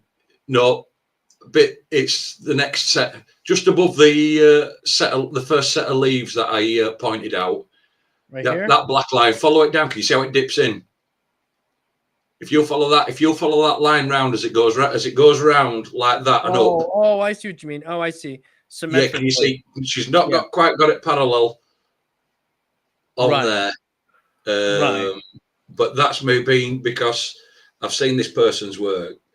Right. Yeah, we know what she's done. And what she's capable of doing. And Progression. that's me being overly picky, because she's got the same going on at the 3 o'clock right here position. Well, I noticed this bit right here. The line's not parallel coming round. A bit too thick here as well. Yeah, in comparison. But this is just things that I've seen in her work. Aha, here was the one you did on skin. We did see this last week, but I noticed, I think you added these star and moon. I think the planet was there. I don't recall. Maybe the planet's new, but I do like how these turned out. You got, there's a bit of a blowout here, but that's going to come. The work looks decent. This is the first, I believe it's the first tattoo she did on human skin, on her own skin. But the cool thing is to see, had she just done the first, skipped the fake skin process and gone right to human skin, this would not be the outcome. Are there flaws? Yes, but they're not that many of them. And overall, I think in the end, it's still a nice little piece that somebody would be happy with. And you know what I mean? You do this masterpieces on fake skin, you go to human skin, you have to have respect for the skin and understand it's going to be a bit harder.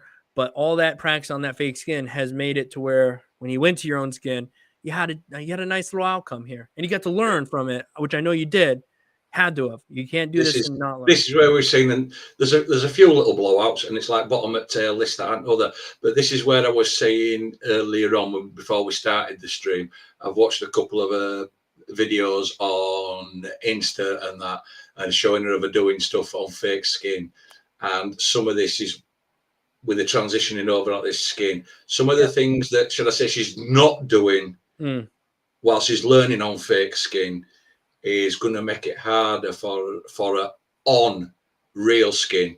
And it's just stuff that I've noticed by watching her small videos and that I've said to her, if she just reaches out on Instagram, I just love to just say to you, look, do this, do that, practice doing this, doing that, and it's going to transition her across so much easier, because where she's practicing at the minute, from what I can see, is you're not 100, but when you go over onto, you're okay on fake skin and fake skin on a desk, but when you're transitioning over onto skin and somebody else's skin, that you're not in full control. You wouldn't be in full control of your machine.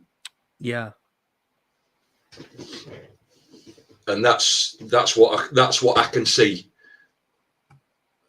Definitely. And I think super nice piece though. People who might be watching, this is not very big. I mean, this is just above the ankle, I do believe. Is this right above the ankle? Does this look like something like that, isn't it? Looks like this might be the ankle bone there, the little foot bone that sticks out. So it's not terribly large. And it looks nice. Nice little tattoo. Nice little tattoo. Minus those few little things we talked about, but seeing everything you're doing, seeing this first little tattoo, you see those little things. We know you do, and we're just pointing them out to you as well. And then definitely hit Andy up, because it sounds like he's been following a little bit more of what's going on in your journey. And, if you can get information from anywhere, even if it's like, I already kind of know that little bit, but I like the way you said that. You're constantly pulling information from everywhere. So if somebody's willing to give you a little bit, definitely. Yeah, no problem. We got some faces again. All right. Yeah, Jeremy. I thought Jeremy said he hadn't sent in. What's that?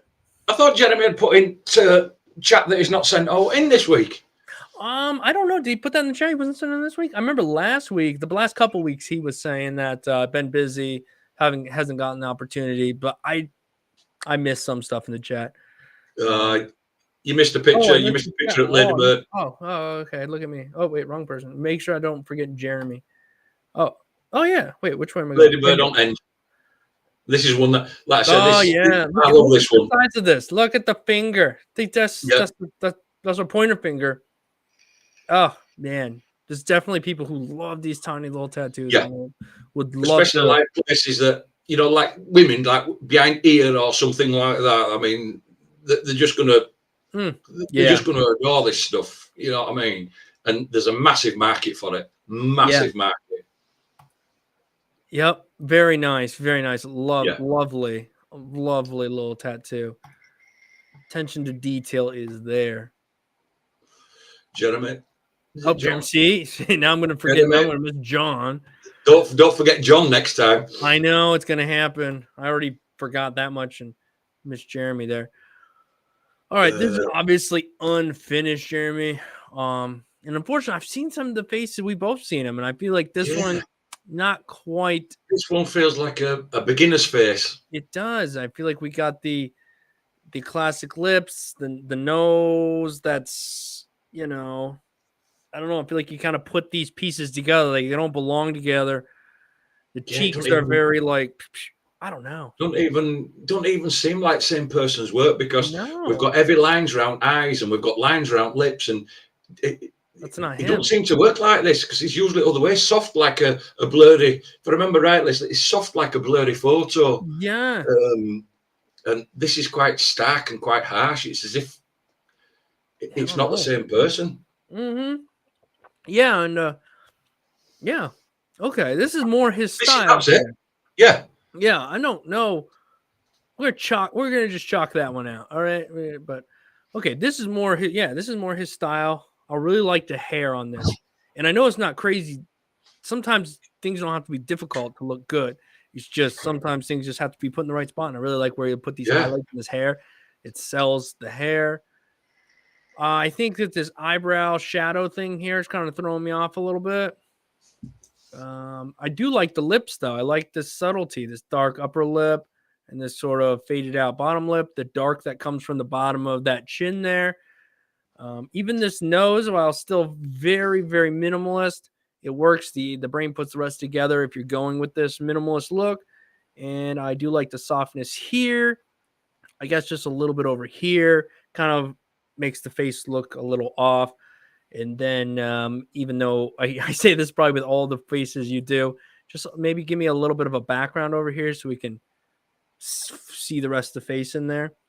Yeah, I've still got same thing with tops of eyes and eyelashes. I'd just like to see them a bit more defined and, a bit sharper, smaller needle. And that.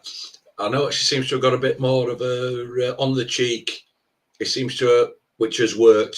Seems to run it a bit darker, if I remember them. It was very light to start with, so it's got that little bit more of a darker tone, around the cheekbone, which works. Yeah.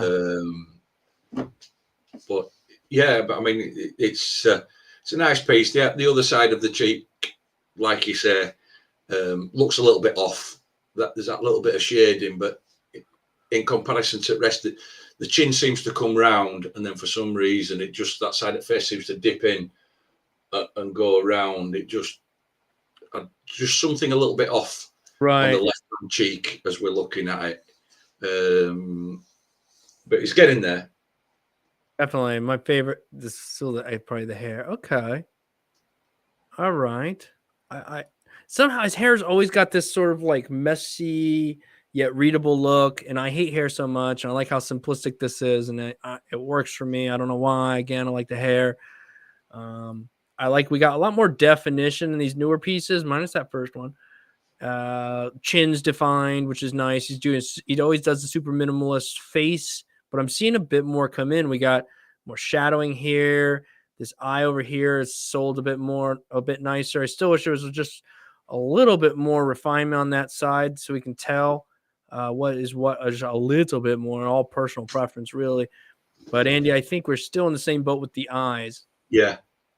Especially, I'm looking at that left one. Can you see how the eyelash looks like it just looks like a blob on outside the face, and eyelashes are delicate, aren't they? It even falls if you look at the long eyelashes, they'd be a bit more delicate. That you'd have probably been better off.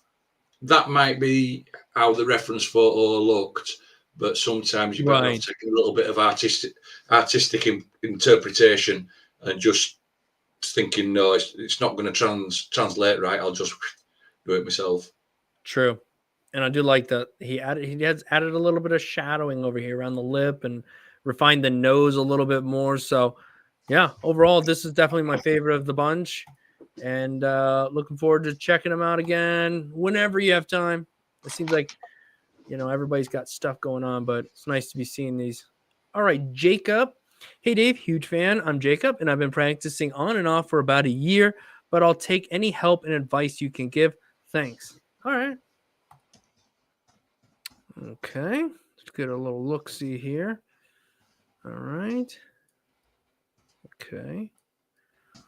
Okay. Well, I think that this shading right here, this little whip shading we have here, I like this. I like this. I like has motion. I can tell what's going on. You left some open skin. There's some dark down here. Little there's some gradation going on. The lining is it's there, but it's a little bit hesitant. I'm not sure exactly what this is going on. Maybe you're getting a little bit of bounce. You're moving your hand. Not sure in and out. It's a little hesitant there, along with a bit of some shallow lines where they're not quite saturated properly. So, but again, I like that this color blend we have here. It's just that the colors aren't quite saturated. They're there, but I don't think they're like really, really saturated and filled. And then you can bring it down to lighten it up and bring it right into bare skin if you wanted to. It's not like it has to have wall-to-wall saturation, but this is the darker bit. This is the darkest bit coming into light. So you want to saturate that and then fade it down in. You can continue to saturate it all the way down if you wanted to. The lining still, it's like here and there. It's hit or miss through here. So I think you have it in you. You just need a little bit more time. And then this is where I just get lost. Yeah. I'm not It's all even got lost. Yeah, I mean, we have some things happening here. I mean, I know it's not finished, but again, shading, lining needs a little help, color. Okay, I see what we got going on here, and then boom, lost. I don't know. It's just very bold with the coloring here, and it's not. But It's not. even the flow of the leaves, the petals, even the flow of the petals on this rose, it just, I don't know whether it's the color choice, the shading choice, or whatever. It just doesn't flow. Right. It looks a bit, I don't know, how can I put it? A bit geometric, for want of a better word. And there seems to be some flowing lines missing, especially in that second set of leaves on second set of petals. Sorry. Right. And the color choice is, it's stark. We said this before. If you're going to do color, you can't get away with just very, very hard to get away with just using two colors like this. Yeah, you're going to need 3-4 colors at least to start mixing in tubes or whatever. To get some depth. And this is a prime example. I mean, like in the bow, it's transitioned from red into an orange, and he tried something. He did something. He tried something. That's worked out. That's worked out better than the rose. The rose has just lost. Unfortunately, it's gone. It's got lost in translation. It's gone completely. That, and I always tell people, don't do a purple rose unless the client absolutely has to have a purple rose or whatever, because purple is always, for a long time, been synonymous with cover-ups. So when you see a heavy purple and black tattoo for rose, a lot of times I always think, what's hiding behind there? And when there's nothing hiding behind there, there's no need to make it look like or feel like it's hiding behind there. But that's, again, comes down to personal preference. Some people just like, I love a purple rose, and so be it. I had a conversation with a client, and I've done some rose and everything, color roses, not so long ago for them. And one color rose I've never ever done, and I'm dying to do, and everything is an orange one. Ooh, yeah, orange you do so many red ones. There's gonna be oranges and yellows and all kinds of. There's gonna be some red in there too. No, I'm literally dying to do an orange rose on somebody. That would be fun. That would be fun. But it looks like I'll have to wait a bit longer. Right. There's a second one here. Okay, boom. Let's take a look here. All right. Yeah, there's some long lines. This looks to be a large piece. So, I mean, there's some longer lines, and some of these look pretty decent. Better than the one before, but don't give up. Keep practicing the line work, and because it still needs tuned, but the shading, I think is where it's kind of lacking here. It's all one noted in my opinion. And when I say smooth it out, you know, you can see how choppy it is, right? If you have time and you can, what you should is smooth it out, cross hatch the opposite way, but stay consistent. Stay consistent. Boom, boom, boom. Sometimes I'll do fast circles, but it's part of learn the rules and then do whatever you want. But when you're learning, you know, try to give yourself some sort of structure, you know, some sort of, all right, I'm gonna do this pendulum, boom, whip out, come back, and then I'm gonna cross the opposite way here. I want it more saturated, and then I'll move my hand faster as I come out a little bit. It's a learned thing, and learn it here on the fake skin. It's not like, oh, I kind of get it here on fake skin, so I'll figure it out on human skin. Don't waste your time. No, it's it's lacking in definite depth. You know, smooth. Yeah, like depth you said, for sure. You've got to, like we said, but at least it's on fake skin. I mean, it's in right place. True. Yes. So yes, definitely. Depth in shading and smoothness in shading is a big thing on this one. Yeah, because this could have been faded out up here. We have I mean, just get your reference drawings together, study your reference drawings, get them in a program, mess about with your contrasts, print it out, say it's idea, and just mess about and keep going, and eventually it'll come. It'll all come good. Eventually, as long as you're keeping your eye on what you're doing, and you can sit back and look and think, well, now I need dark in there and I need light in there. I've gone a bit over the top, but it's it just keep on working at it. It's always a slow process. Absolutely, it is a slow process, and some people move at different paces. It's just the way it goes. Somebody was asking Danik. All right, Danik, we should be able to get to you. In fact, I think, Danik, I'm gonna star yours. It's probably gonna be one of the last ones we do, and then we'll probably have to jump off here. But we should be good. Okay. Next up is Jason Lake. Oh, we got some banana action going on. Sorry, missed the challenge portion. He's tattooed his banana. I've tattooed me a few bananas, legitimate bananas, like the yellow ones, a real banana. Oh, right. She gets weird quick here. We're gonna be very. Made some videos about it. Sorry, missed the challenge portion. Rose 3-round liner. Wish it looks better, don't we all? But that's why it's practice. Absolutely, definitely different tattooing fruit, especially banana. Yeah, it's pretty soft. But I guess it might help you with depth because you can always peel it open and see what happened. Oh, that's not bad. I've never tattooed fruit, so I can't really comment. Well, the needles penetrate very quick. There's not a lot of resistance. Pretty much, in my opinion, my experience, it's been a while. You run the line, and it's there. It usually takes pretty quickly as long as you're not going super, super fast. Looking at this, you can tell this curved. I don't know if you peeled it and then tattooed it. I'd encourage you to tattoo it while the banana's in it, so it'll help you get used to a little bit more curvature. But over here, it looks a little harsh. Lines look I think a little harsher on this side of the banana. Up here in the middle, a little thinner. But again, it's a banana. Overall, nice job. Good practice. No blow throughs. So clearly, it can't be right big either, can't. No, it's not. Bananas aren't right big either, so let's be right. It can't be a very big tattoo. No, it's well, you know, I don't know, few inches. I don't know. Yeah. Overall, again, not bad. Yeah, I wonder if banana used numbing cream. It had to. The banana was. I was gonna play along. It's like I got nothing. Sometimes you just can't. You just gotta just write it off. Right. All right, Casey Van Gotham. Good enough. I'm gonna say good enough, Dave.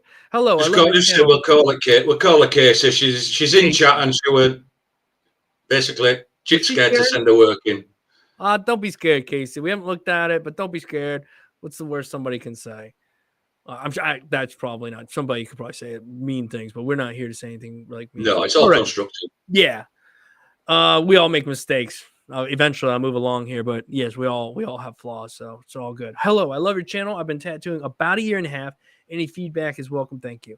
Cool. All right, Casey. Oh, this is cool. Oh, And you were all worried. We might find you know what I'm saying? So here's when I come back to that. The room smells good. I don't feel like I need to look around at the corners for cobwebs. They're probably there, but it smells that's good. it. This looks good from here. I love the saturation, the concept, all of it. We can zoom in. We'll find some flaws if we want to. Nice. First impressions last. It's like they always say, first impressions last. Nice. And there's going to be flaws in anybody's work. You look hard enough, there's flaws in anybody's work. Yes, absolutely. Flaws in all my work. And like I say, I like this piece. I do too. I really do. I love the colors in it. The dot work colors.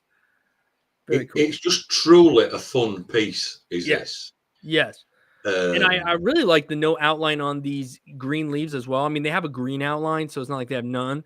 But I like that they didn't put a black one on there. It just is I like the trade-off between the bottle and the contents of the bottle. And then you've got just slight little hints of stipple shading around the cork and the neck of the bottle with that white highlight. Yeah. Then you've got this nice vibrant transition through colors. Mm-hmm. Smooth. And then the little dots back there too, color coded. Yeah. Just out of the shade it's in. Kind of cool. Well, don't take anything. Then go on the flip. Look at the little tag. Yeah. On the right hand side. The lines are parallel. They're in. The circle's nice. The little face nice. It's saturated. All right. If we could say that where the line comes off the tag and meets the bottle, it's not one consistency. It's got a little bit thicker at one point. Right. And your three stripes round, the three stripes of your tag round, your three like wraps, lines there are a little bit lighter than the rest of your lines. But all in all, the rest of the stuff, the use of the highlights and the rest of it, I like it. It's a fun piece. I do too. And you know what? No, they do look a little lighter. But the other thing too is sometimes when you pack that color, it goes over top of it. And then when it heals out, that black will show through a little bit darker. That looks a bit more like that line's being run with a shade, maybe a shade with how open needles are, or it's an open liner. I would bet most of this was probably ran with a shader. Just a guess. I don't know. Yeah. Casey, you want to let us know? Did you use a large liner, a round shader, a mixture? I'm sure obviously it wasn't all done with one or two needles. But it's like you said, then you go into toadstools, you go into lining on the stems of the toadstools. They look pretty damn crispy and pretty damn, even all the way around them. And that. Absolutely.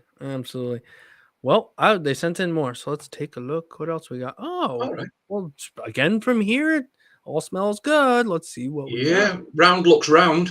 Yeah, this is pretty solid. I see one little bump there, but you know what? I really love how round this outer portion is. Yeah. I mean, if I'm doing this and it's on the sternum, I'd be completely happy. And maybe somebody out there be like, how could you be happy? I'd be completely happy if the circle ended up like that because I know what could happen. I'm fine with that. I think that looks fine. I've got unfortunately, Casey, I found two little issues with this. And I've got to pick on them, unfortunately. Right. Top of this, you see point at very top. Yep. At either side of it, there's two little spikes poking up, isn't there? Yep. Left-hand spike's not being coloured in. The black of them, the filled in black, all the rest of them. That one's got this right here? Yeah. Yeah. Okay, gotcha. It's not coloured in. And the other one, if you scroll right down to the bottom. Yep. Can you see the bottom set of dots in the chain, not the vertical one not the one going down, the one that's in between that links the two? No, it goes from just to your left, Dave. That can you see there? And then it's the bit that goes right. It's a bit when you got the very bottom point. Oh, I see right here. Yep. Okay. If you actually pull away from it a bit, it's just slightly off walk. Right. But they're my only two things that I'm going to pick on. Nice. Yeah, but other than that, I'll bet the I like the piece. I like the little white dots in it too. Yes. Nice, clean little fun tattoo. Yeah. Ooh, I love the eyes mixed with this is nice. Gray stipple work. Yeah. Oh, okay. Hold on a second. All right.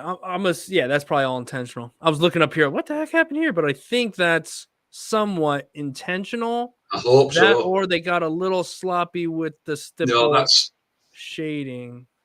that's intentional because I can see a black line, but there is some of the stipple shading is outside the lines Right. on the left hand side. A little up over It's here as just well. But something to watch for. But it's cool. what them eyes are superb. Love the eyes, love the stipple shade. In this, the lining is solid. It's loveliest lining in this. Yeah. Very nice, crisp, consistent. Black. The solid Nice black is solid. packed in solid black. That green is nice. Yeah, especially next to that open skin with the dark around it. It's got the dark around it, leading into the open skin area, and then these solid black guys with rich green around it. Bang.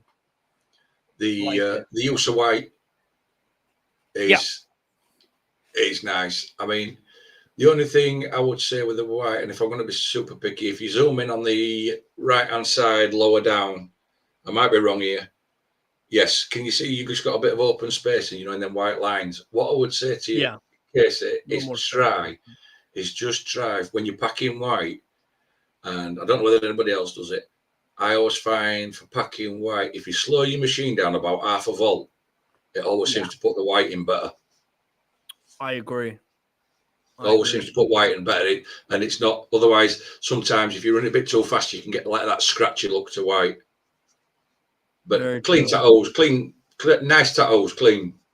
There's not to be worried about sending you work in. You know what I mean? Yeah, don't be scared. There's no to be worried about there. Nice work. I like this piece a lot. I really do. Okay. I like how this black bit really works here. I don't know. It's probably not all finished, but really like the contrast here. That nice eye in there. Yeah, that eye is nice. And most of the lining looks pretty decent. Looks like we're using a couple different line weights. Some of these we might be pushing the boundaries of how deep we can go with them, but they're not blown out. They're just what I do like about the eye, Dave. Yeah. The eyelashes are super crisp, come to a nice point. Yes, the eyelashes. And this is like a stylized eye, in my opinion, because even if you look at the brow, it's got that shading with a few highlighted hairs going through it in super dark. And it's nice. I know it's a little. It's a nice standout feature. Is that? Yes, it's definitely cool piece. I would look forward to seeing what. Yeah. And I'm only assuming it's not complete. I would imagine you have more to do here that you'd like to do. Looking cool so far. Ooh, hanging. Oh, I like this. I do too. I'm a sucker for color. I like that. I kind of like that they left the leaves without any lines in them. It's gonna have to look at it for a little while, but I think it draws your attention more towards the flower, and it's less liney and stuff. Usually, I hate these flowers, the little dots on them, but this one looks nice.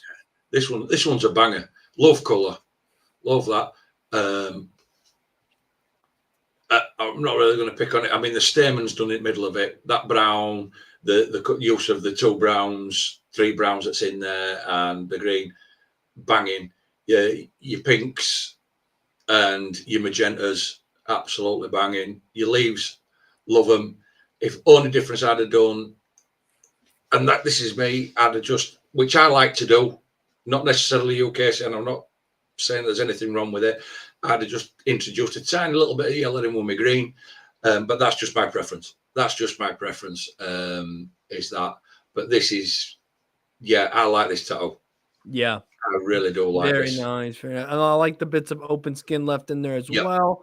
Clean. You know, it's not overly done, but it's done right. The darks are where they should be. The lights. Attention to detail. There's attention to detail there. Yeah, very, very nice. Thought out, smartly done. Good job. Good. All of them are a good job. Don't be nervous. She had no need. You're fantastic. She had no need to be worried about sending it in. Yeah, you did fantastic work. Yeah. Did I miss anybody? I just want to make sure. Do you remember that John guy? Did I? I did. Look Look at me. I just remembered. Wow, I'm impressed with myself. Hi, guys. Tattooing about a month now. Did this on myself. I did the Mario in Street Fighter stuff before. You've been tattooing about a month? And we got this giant piece and some other pieces? Man, I don't know what I'm going to get exactly. The thumbnail's telling me something, but it might be too soon. This might be too soon to be tattooing skin, man. Give yourself a break. Let yourself breathe. I don't know. I mean, for a month, I will say, okay, it's not as seen much worse. But again, it's just really sloppy. You can see the face inside the sword or a machete.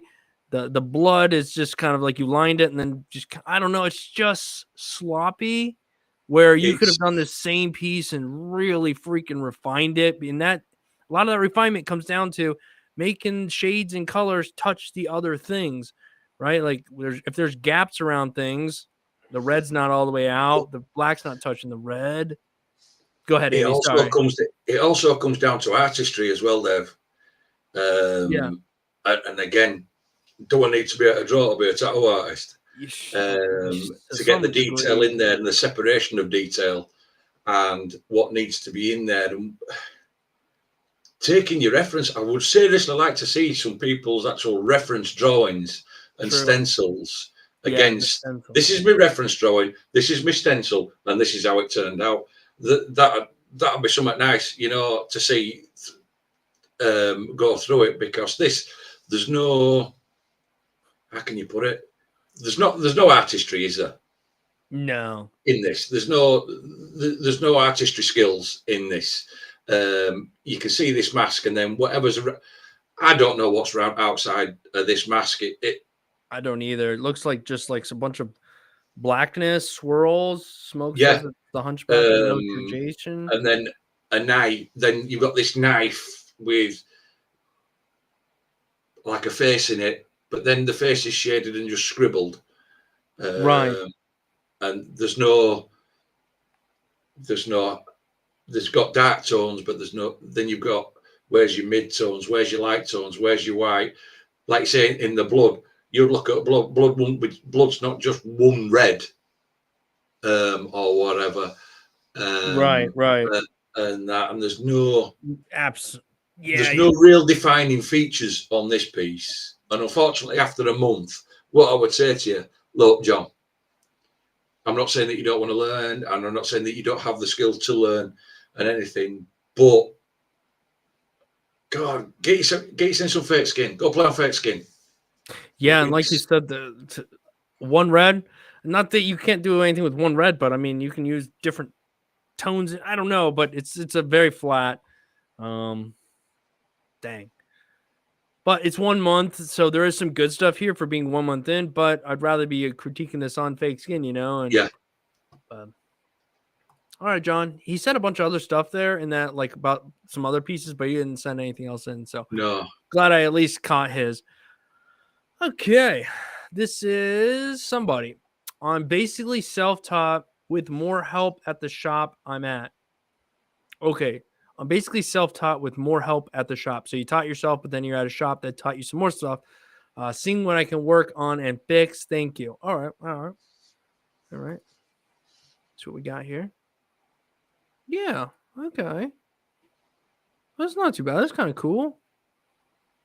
No, lines look pretty decent. There's a few lines here and there could be, but I don't know, Andy. I kind of like it. Yeah. I'm looking at the little ropes.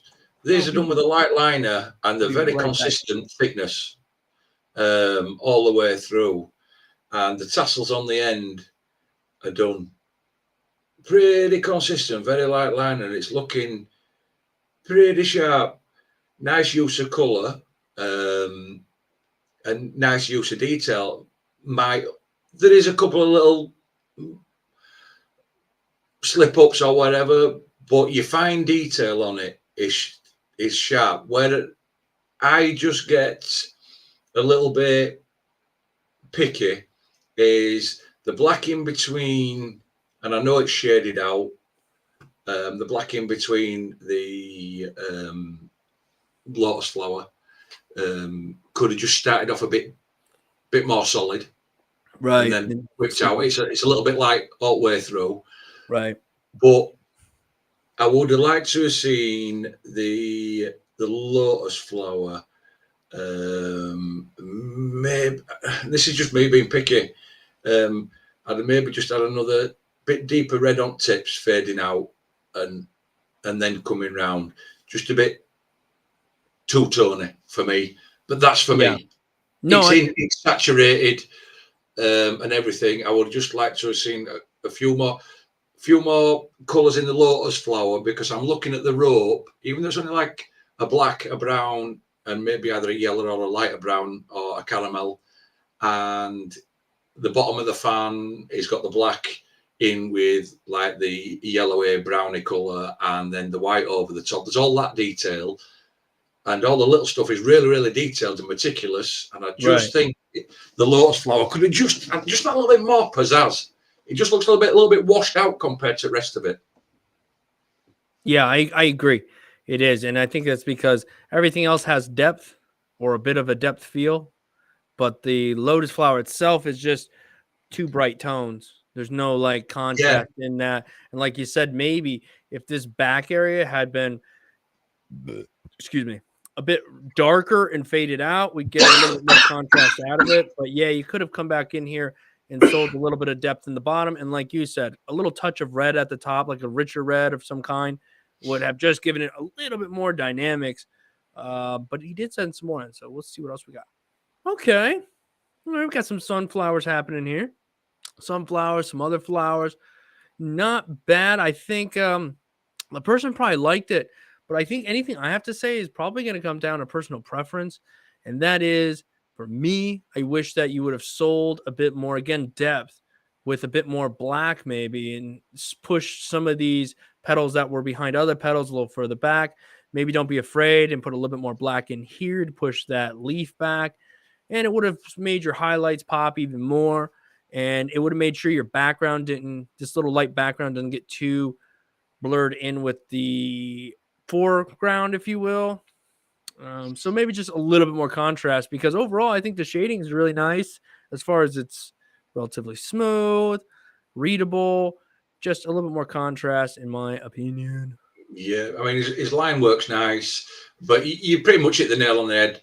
And I'd honestly say it's a little bit tonal for me. Right. And that a little bit more separation, bit more darks, transition into more lights, shall we say, open skin or whatever. It's just a touch tonal. But the line work and everything, it's nice line work. It's bullet, it's in there, and it's smooth. Absolutely. Okay, here we go. I like this. I do too. My one thing, I wish they had a thicker, bolder outline. Personally, round the skull for me. I feel like even around the hat, maybe just around the outside of it. I feel like that would have, for me. But again, this comes down to preferences, I think, because I really like the way that the brown's in, the darks back here, in the eyes, a little bit of gold there. It's executed pretty well. And the chin confuses me, Andy. What's going on there? I don't know. That it looks like it's got a big bruise on it for me. Yeah. It just looks a bit weird. Just the shading. I'm not saying maybe the choice of color, just the shading, how it's being shaded. Ooh, I wonder if they put the blue in there and then decided, oh crap, no, let's go with the gray, and then kind of tried to shade the gray over top of this blue. But I like that blue though. His little attention to detail in the eye sockets, from the black to the brown, is nice. Under the brim of the hat on the right hand side, he's got a little bit of black to give shade. But then if you look over the top of the brim of the hat, where them triangles are, it's got that little bit of soft black shading up into the red triangles, which gives it that effect. And to be honest, besides that chin looking a bit funky, but that's the shading, not the line work. Besides that chin looking a bit funky, I actually quite dig this piece. Right. Yeah, I like that. The hat's probably my favorite part. Yeah. It's just the chin. If you hadn't done that with the chin, something, if you hadn't done that with the chin and you just left it open line work, and that I think it'd have been a lot better than it's just weird. But overall, decent work. Decent. You know, it's cool. We got 3 somewhat very, you know, pretty different. Got a variety there in 3 photos, so that's cool. All right, what do we got? 5 more to go. This was a drawing and painting made by my buddy I work with. Okay. All right, Jonathan. Is there any information at the bottom? There's no information. Okay, here we go. Let's take a look. Jonathan, sent in by Jonathan. Okay. It's like close, but there's too many little things that add up to go. Yeah, you're right. Go ahead, Andy. It's nearly there, right? But it's not there. I mean, we've said this numerous times, right? The stuff like this, you've got Alex and Bailey, you've got 2 arts, you've got a ribbon round it with the names in it. The 2 arts are opposite to each other, so symmetrical. Look at the wings; they're not symmetrical. You've either on a design like this, you would have edged that you've gone with the 2 arts symmetrical, you've gone with the Banner Nylon symmetrical, the 2002 under the middle looking symmetrical, and then there's these wings aren't even same as each other. Right. You would have done that, and that's bugging the hell out of me at the minute. The other thing that's bugging me, aside from the symmetry, and you know, some of the lines are decent, but not enough of them. There's more not, but I think this person has potential. You know what I mean? Yes. The red seems to be saturated well. We seem to know some. The other downfall is the shading here, and I know it's a minimalist shaded piece, but if you're shading, stippling is one thing, and there's different things that can happen. But when your shading looks like lines, I don't know. You know what I mean? Like this is, even though it's small, you can give some. I don't even know. Sometimes hard to find the words. Motion to your shading or something. This is just kind of, I don't know. Yeah, there's no, just kind of slapped in there here, and it looks scratchy shading, you know. Yeah, there's no shape, there's no fluidity to shading. Right. But and it's like that. I mean, the heart, for me, the lining on the heart on the right hand side is better than on the left hand side. The shape as well. It's a bit square on the left hand heart. As it comes over on the left-hand side round to edge of banner, it just goes across and then cuts in a little bit where the other one's more fluid for a curve.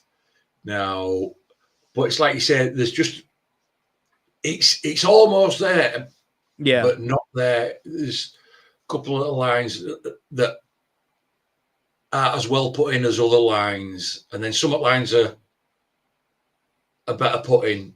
Right. This is one of them that, like you said, it's a culmination of just tiny little things that add up, and you start looking all over them. Right. What I do like about this tattoo is that when we zoom out a little bit, we can tell it's of a decent size, but you know what I mean? If you're just looking at it, it's like, oh, okay, not bad. So it's not like the guy's walking around with some jack thing, but it's just unfortunate because it could have been that much better. Yeah, it could have been far better. Right. But they just need to stand back now and look and think and take on board and look at it hard and think, right, how can he improve on this? Yep. You know, and how can I get that bit better? It ain't easy. It ain't easy. It will happen. Tank, we looked at your work, I think, already, but this looks to be a different piece. All right. First, thank you for being honest about what I have done. The last 3 that you saw were done with a 3-round liner. Here is one more that I have done, and I did use mags with this. This was my first time doing a footprint. Oh man. Okay. This could be difficult. Let's see. All right. Right. What I will say, that red's not in. No, it's very light. Very light. It's not in. Unfortunately, and also your Lydia and Sutton, it's not saturated. It's how can you put it? They're not clean lines. It's not in.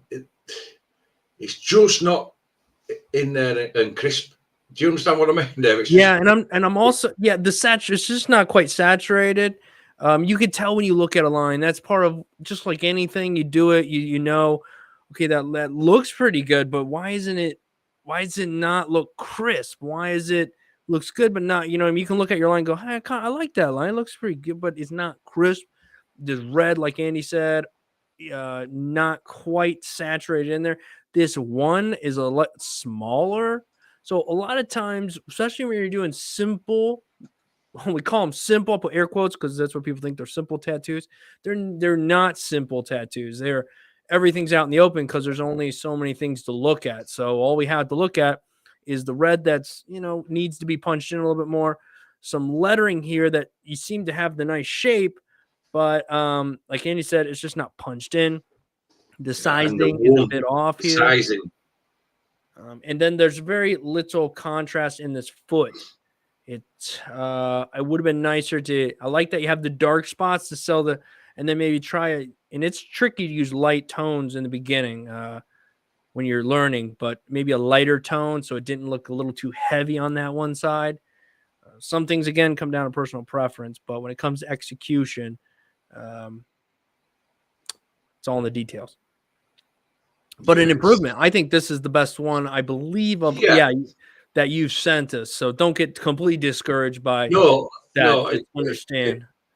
It's still got to, like I say, you still got to stand back and look and think, oh yeah, I could have been a bit smoother through there. That colour could have been in a bit better. And that's what you've got to look at. Absolutely. Tomorrow's my first client, so there's no coming back. Congratulations, Archie, later. That's awesome. Yeah, that's awesome. Sure, you'll smash it, and you'll send us a picture. Please. Well, I'll probably see it on Instagram. Please do. It'd be nice to check it out. All right, so here we go. And again, Tank, thanks for sending another piece. Yeah, and I look forward to the weeks to come. Seeing things. Don't be afraid to send us something you did on fake skin too. It's good fun if you have the time or you're not busy with whatever. Hey, dude, I've been an apprentice for around a year now, and I freestyled this design on a cousin of mine. That always scares me. Yep. When I hear freestyle. Yeah. Yeah. Okay. Well, I don't know anything about the design because I can't really see. Let me zoom across. I don't know. Maybe somebody else knows what, but I guess he freestyled it, so I don't quite understand the concept. But even from an execution point of view, I mean, it's pretty rough. It's got a YouTube play button in the middle. Oh yeah, look at that. Representing. Right on. Yeah. Right on. But the line work, for a year though, I don't know, man. Maybe it's not been a consistent year. Maybe it's been a year of on off, learning a lot of different things. I know plenty of people practice for a year and never touch skin. That's fine too. Everyone's gonna be different, but we have a lot of variations here. We got blowouts over here, blowouts here, blowout here. I don't know what's hiding behind this black in some spots. Some of the lines clearly extra thick versus thinner. Just running into consistency issues, and not to take anything away from the location because this again is a tricky location. It can be, but I think I don't know. We're looking at one piece you freehanded. Have you practiced smaller pieces? I'm not really sure. I'm kind of at a loss here. I just think we need to work on our line work. I don't know anything else about any of this, but I would think hard about working on your lines. So I don't know. I think that's where I land at on that one. But I thank you for sending it in, Jonathan. I do. Anthony, you are up next. Okay. Oh, hey guys, if you got tattoo challenge pieces, send them to the tattoo challenge email, and we'll check them out over there. All right. Let me read you again. Anthony says, been practicing shading. Let me know what you guys think. Thank you so much, Dave and Andy. Okay. Yeah. Yeah. All right. We're working on shading. Okay. So I like the stipple shading, and it's a good, nice shading to learn in the beginning too, because Also, when it comes to this style of stipple shading, you can cover a lot of ground quickly, which is pretty cool. But I would encourage maybe just a little bit more in the places you want to have a little darker. So this it appears to me to be a darker. You want this to be darker than this, but they're pretty close. I would angle your machine in a different direction now, and then put just a little bit more of a saturation, just a little bit more, I guess, stippling, a little more dot action going on here, and that should help separate your values. Because I can tell, like you kind of did over here, we just need a little bit more separation. Up over here, I would expect a little darker up over here by the ear, where if there's going to be a shadow, but we don't have anything here, and we have it here. So you have it here and it fades off nicely, but it would have been really nice if it would have gotten either stayed the same or gotten a little darker up in here. But this is kind of empty over here. But you're working on shading, so just pointing some things out. Same up in here. You could get a little bit more action in the face, but it's kind of scary in the beginning. You don't want to overdo it. So I think this was a good option for practicing shading. All right, let's see. So thank you, Anthony. Next up is Danik. Danik. Cool, man. Let's see what we got here. I was just looking at this piece over here. I'm not sure what we're going to get. Danik, this is like the first time you tattooed skin, I believe you said. Here are my first attempts on real skin. I'm glad my friend chose simple tattoos for me to start with, and of course, some fake skin pound of flesh. All right, so this must be some fake skin. Yep. Looks pretty cool. Digging it, man. I guess I just want to jump into this human skin stuff because that's the tricky stuff. All right, we'll start with, let's jump over here and take a look at this piece. That candle is nice, man. Love that candle. Yeah. Solid black where you need it. And then this like almost black, but not quite black. Yeah. Very nice. It sells like you want to look in deeper because you can see that there's something in there, but you can't see. I like it. Nice highlights in the right spots. And then this flame at the top. It's different. It's open, different. I like it, man. I like it. All right. So this is one of the first pieces on human skin. And I think you did all right. I see a little bit of bluing here. I'm not sure if this is from going a little bit too deep. You may have blown a few spots out here. There's a few, to be honest. I can see 1, 2, 3, 4, 5, 6 at least. I can see at least about 6 blowouts on this. Yeah. Unfortunately. And this is what we were saying. Although Danik's kept it small, has kept it real, has kept it small. Yes. And this is what we're saying. And this is a difference between working on false skin as well and transitioning to real skin, human skin. Right. You can't blow out fake skin. You can't blow it out. Even if you go 2D, what's worse you're going to do? Go straight through the other side. It won't blow out. Human skin does. Fake skin doesn't. Human skin doesn't act like fake skin. It moves around, whereas you get your fake skin on a nice flat surface. This is curved. And like we've said before, you try pulling straight lines over curved surfaces, it's a different ball game. Yeah. And plus, your fake skin's not breathing. It's not going up and down. It's not twitchy. It's not saying ow. And it's really hard to overwork fake skin. But like I said, you can't overwork fake skin, really. Yeah, and this is just, it's done right, and this is just a program. I mean, we've seen Danik's work, and it's pinpoint on fake skin. Absolutely, beautiful work on fake skin, and he's come to kept it real, kept it small, and a little bit of human skin, and there is what I would class as the normal transitioning mistakes of. Yeah, I would say so. And if we just look past the blowouts, because look, it looks like it's on the top of your leg, I'm guessing, maybe it's not. I think you did it on somebody. Regardless, you experienced it. You got to see, you put the needle in, you saw, you see these blowouts happening. If you didn't know them in the moment, you know it now, or you know it afterwards. So you're learning from the process. As a whole, you look at this piece, okay, no big deal. It's not huge, so none of this stuff is like mind-blowingly noticeable. So I think you won in the sense that you learned something. The black seems to be saturated pretty nice.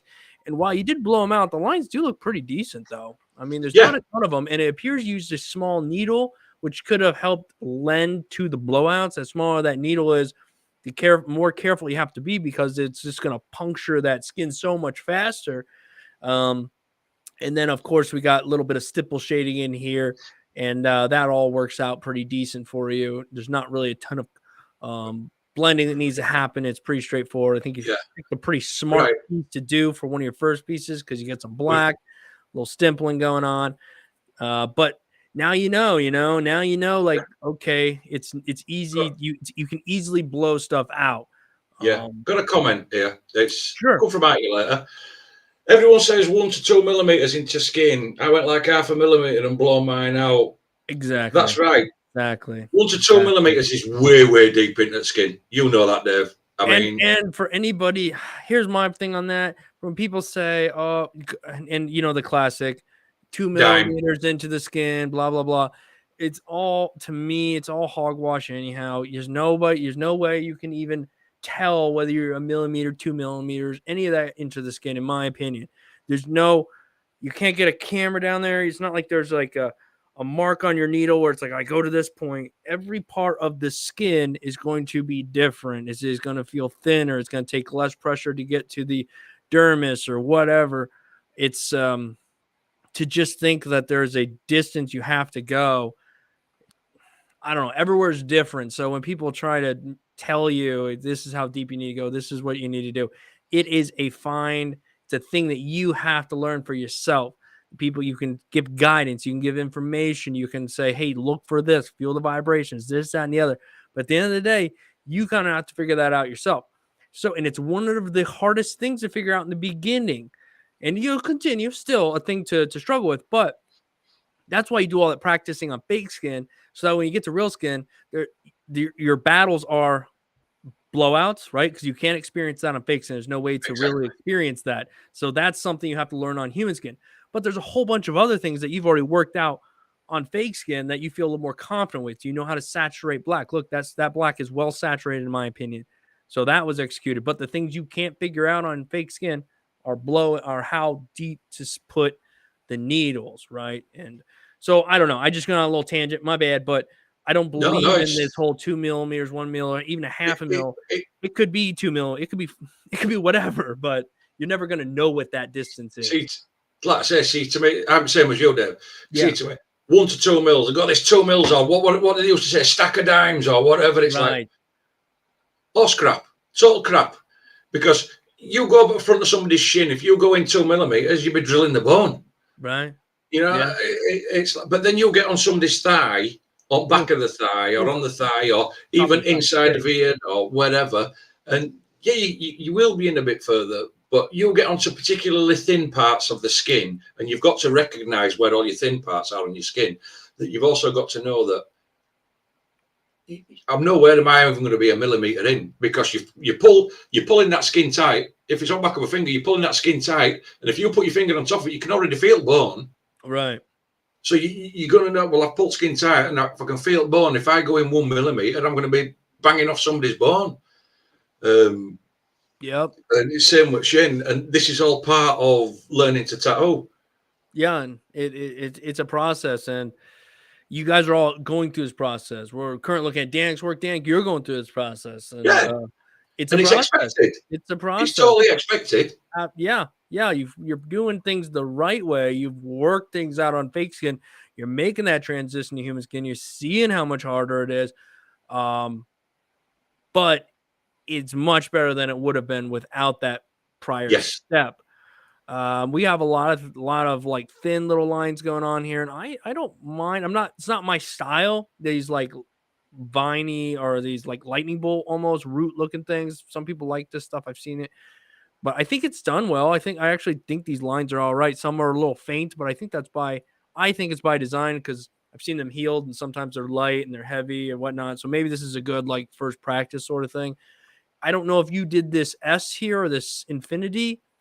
If so, it just maybe needs a little bit more saturation. I can literally see like the line from this through it. I don't know if you did it or not, or if it was already there, but it kind of appears that you did. Yeah.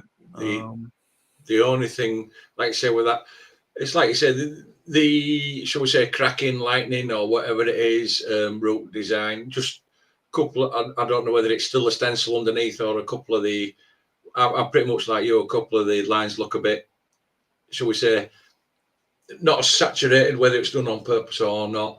But the biggest bugbear for me, again, is the infinity sign. Whether it's the picture or not, doesn't look saturated. But then they've also got, you've got the infinity sign comes round heavy bold, then you've got that thin line. You've got like that thin line that makes it up, that goes round from there. Yeah, and it's got a stop and then a start. Yeah, it's a little bit confusing. And then you've got a tail. It just looks a bit, from this angle, it looks a bit funky. Yeah, I guess one would ask, and again, it's good that you have somebody to practice with, but I would wonder what was the concept here. I don't know, were they two separate tattoos? They're supposed to be one tattoo.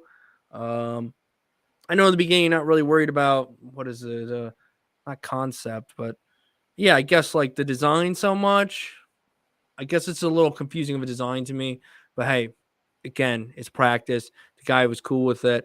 The lining looks decent here, and I do like this one minus the blowouts. But hey, Danik, you made your first steps, buddy. You made your first steps into the pool of skin, transition. man. And it's not like you didn't go through the steps. I mean, let's look at this candle. It's beautiful. He did a fantastic job on the fake skin candle. And now you get an understanding of, okay, well, it's a different ball game, but you learned so much already. It's going to take a little bit of time, man. It's going to take a little time. Like you say, and obviously, keep them small, man. Keep them small and kill them.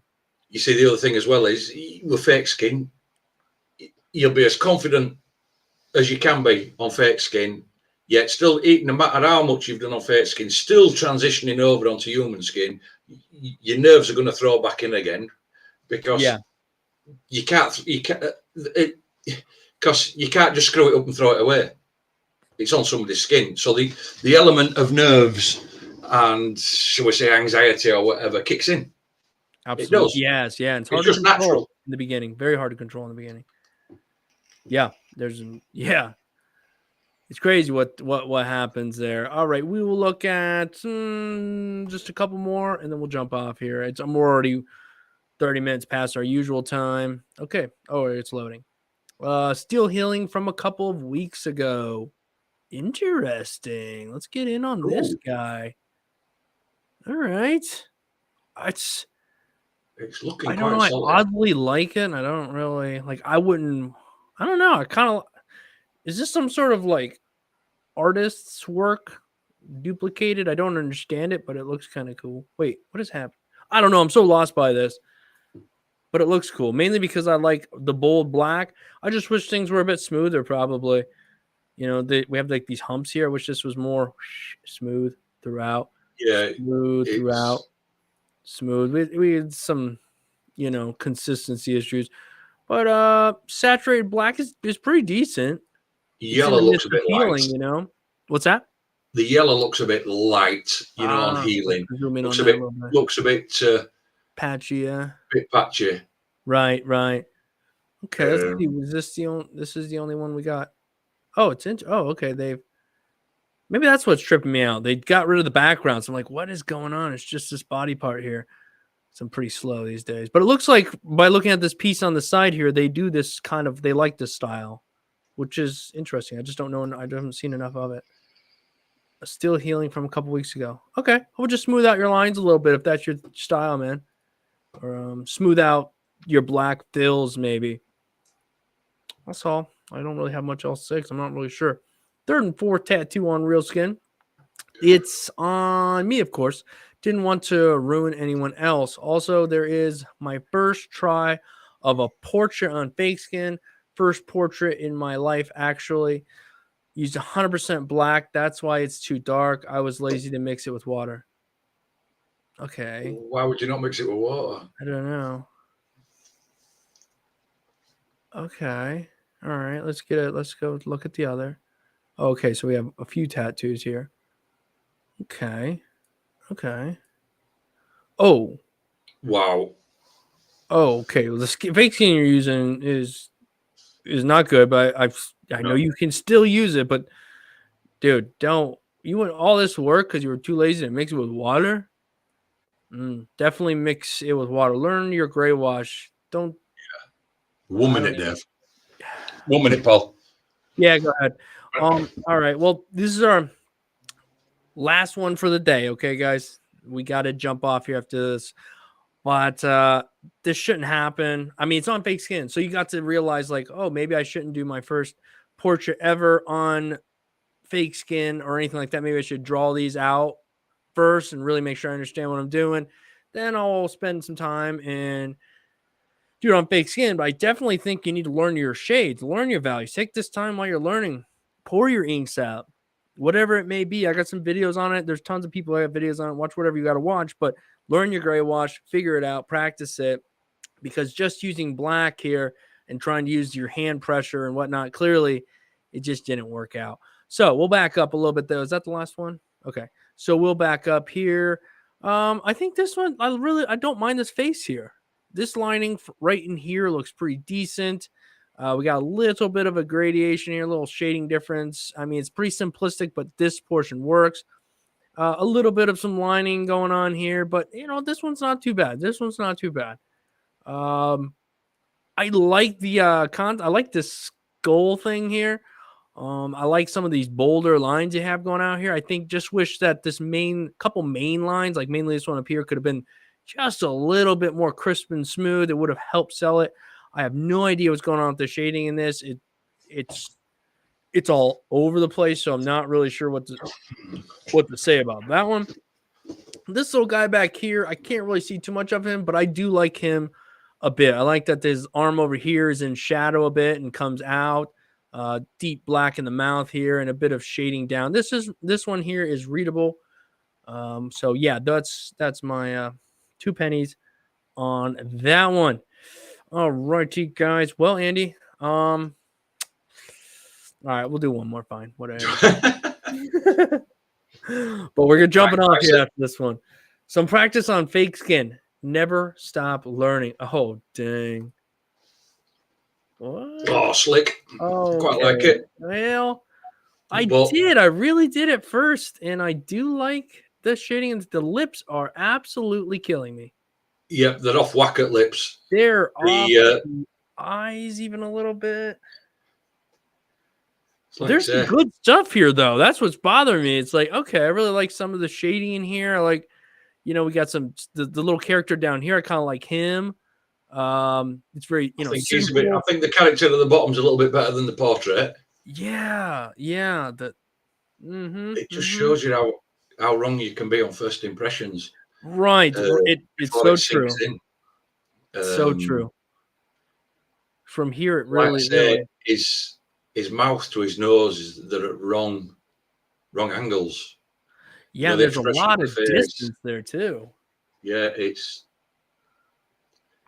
looking a bit. It looks like Mike Tyson's top half, but then it looks like it's got female lips. It looks a bit like a ladyboy.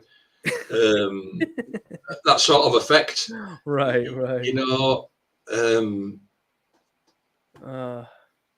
Yeah.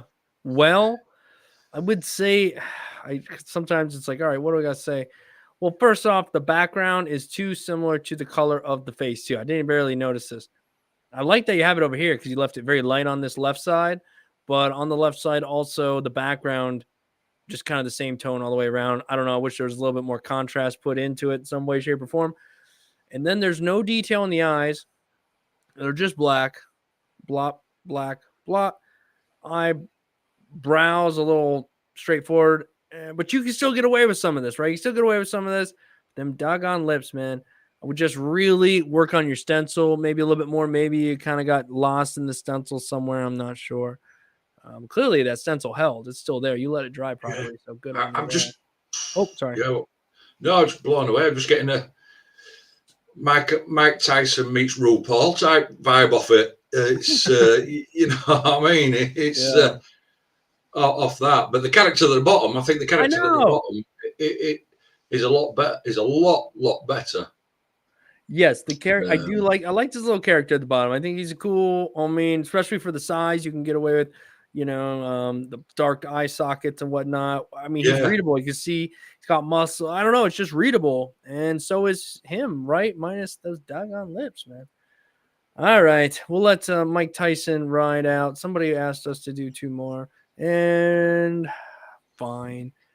Tattooing for around a month and did this on my wife. A month? You did it on your wife? Has she divorced you yet? If not, you're okay. Huh. Yes, you're a month in. Uh-huh. Oof. Oof. Man. All right. Well, you're learning what to saturate color clearly. And yeah, some spot, a little bit like in like right here looks saturated. But your colours are too close. That's about it. You've got the tones are like just in the You've got a blue and you've got a purple. You go look at a lotus flower. They'll not look like that. No. Where's your reference? Where's your reference? Because the outside of your lotus flower, if that was blue, it'd be a blue maybe into a green or a pink, and then your inside might be a red and an orange or a green and yellows that are in contrasting tones inside and outside the lotus flowers to each other. You'd never get. You'd never see a lotus flower with, even if you are using blues and it'd be really light blues against dark purples or whatever. It's so far close together that it's dark on dark. That's before you even get to the saturation part of it. True. Because there's so many holidays and unsaturated areas in this. Yeah, it takes. I think people don't realize. I truly believe people don't realize how much, especially in the beginning, because you're not really sure how to make things happen. How much time it can take, and I feel like maybe we rush them. Maybe that's what's happening here. We kind of like, oh man, it's taking. I don't know. I just see the strokes, so I'm wondering if maybe we just was going too fast. I don't know. Got to slow down. Got to slow down, but don't over punch. It's a mixture again, just like shading. Color packing is its own beast, really. And then this, I don't really understand this one bit. I do like visually, I like this one more because we have a blue into open skin, right? It's just easier on the eyes. This one is just very heavy, and you're like, okay, that's a lot of purple and more purple, and this one at least breathes. But I don't understand it at the same time. I do like some of these thick lines you went with, and some of your lines look good. So I think you got a lot of potential for 1 month, but and you got a taste for some skin. So maybe try to practice a little more off the skin and maybe bring it back to the skin when you feel all right. I have a little bit more. So anyhow, interesting. Jack Davis. He said he was asking us to check out his cover up. All right, so we're on a hand here. Not bad considering this looks pretty beat. Is this kind of looks like it was just recently done too? It's still healing or something in this photo. Like it's all scabby and stuff. I don't know, but anyhow, I think you did a pretty decent job over here. Managed to get it in and get it disguised, and yeah, and this was smart because you can really hide a lot in these lines, in these feathery lines, but then to add the color to it so it doesn't just feel heavy, black, liney. Smart move to cover this up, I think. And minimalistic. Yeah, nice little bit of color, but it works without going too drastic in hands because hands, fingers, unless it's bold and bulletproof, the chances of it hanging around 100% is a 50-50 gamble. Fingers, you've got a less than 50% chance of getting them to hold and getting them to stay there. That's why most people are not tattooing fingers no more, because there's so many problems with it. And I'll only tattoo them if it's a simple design and I think I can get it in, but the chances of it staying in, Yeah, different you ball know, you game. said that the chances of it staying in is very slim, and such an easy place to blow out. Oh yeah, I think such an easy place to blow out and make look like a complete and utter turkey. It's yeah. I'm not the biggest fan. I mean, I'll tattoo fingers no, here and there, but I don't encourage them, and I will not tattoo the side of fingers. The only spot I'm gonna tattoo on a finger is the top, and maybe if you're doing like a hand tattoo and it's running down onto the fingers, maybe you shade a little of the sides, but not all the way because you know it's gonna fade off or it's gonna bleed out. I just never really seen a lot of side of the finger tattoos look great when they heal. Long term, they need yeah, touched up. I just rather not dabble in it because you can tell a client, oh, it's going to need touched up. It might need this, might need that. And then when the time comes, they don't understand. Some do, some no, don't. I just stay out of the side of the finger game. Top of the finger, sure, why not? yeah. It's Um, all right. All right. All right, Aaron. How much well, okay, we're finishing them off. We made it this what far. we got? Just two. Two more. We don't want to pull what we did last time and No, leave with like two left, one left. Aaron the Dragon Slayer. All right, man. I've been tattooing for about 16 months. Always love your videos, man. Saving money to get into tattoo school in Oregon. So you're over there in Oregon where you have to go to tattoo school. Right on. And that's excuse me. It is weird to me. And some states have it better because over there in Oregon, you have to pay to go to tattoo school. So you got to pay to go to that school. Then once you graduate from the tattoo school, a lot of times, and I don't know all of them, from what I understand and have heard from talking to different people, they're not just going to hire you right in. It's not like a shop's going like, oh, you graduated from tattoos, come on and tattoo here. You're a shop. You're kind of like apprenticing still. So you have to pay to go to tattoo school so that you can learn the basics of tattooing and then be like an apprentice kind of situation. I mean, it's not like exactly the same because you have learned some stuff, but it's a struggle, man, and you have to pay for that. And then, respect. Okay, bam. Hey. Not too bad. not All right. too bad. Now, I wish there was a bit more maybe texture or something in this shading here. I don't mind that there's plenty of lines. I really like the mouth. Maybe, I don't know. Is it texture or is it maybe another shade? I'm not sure exactly what it is. Or maybe some angle in the, oh, wait, here's another side. Is this the side fit? Well, it looks a little bit more over here. I see. You got a little bit more I'm depth over just here. a bit freaked out with top two teeth on Lion. The bottom teeth are nice and curved with that bit of sharpness and bit of thing. The Oh, I top see what two you're teeth, they saying. look a bit more like walrus tusks. Yeah, or Not, spearheads or something, but yeah, not teeth. Yeah, that's not a good point teeth. as well. And I don't know why you hard lined the whiskers. They When kind of there look could like have just been one line. There could have just been one line and brought out. Good them yeah, whiskers. yeah, that's what you need a little white highlight for it.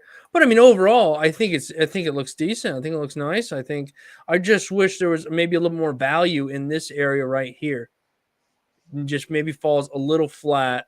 But then back here we have a bit more. Maybe it's because I'm looking at it from two different angles. I'm not quite at the right angle to see it all flow together. But yeah.